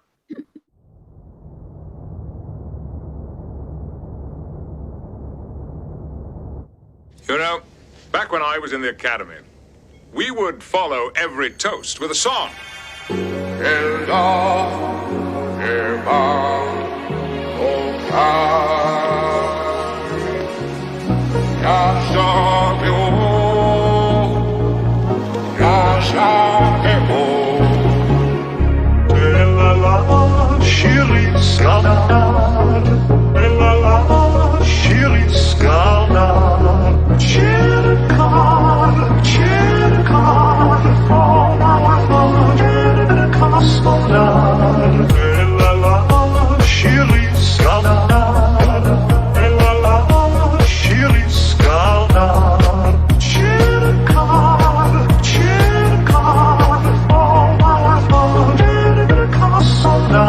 It's better to have loved and lost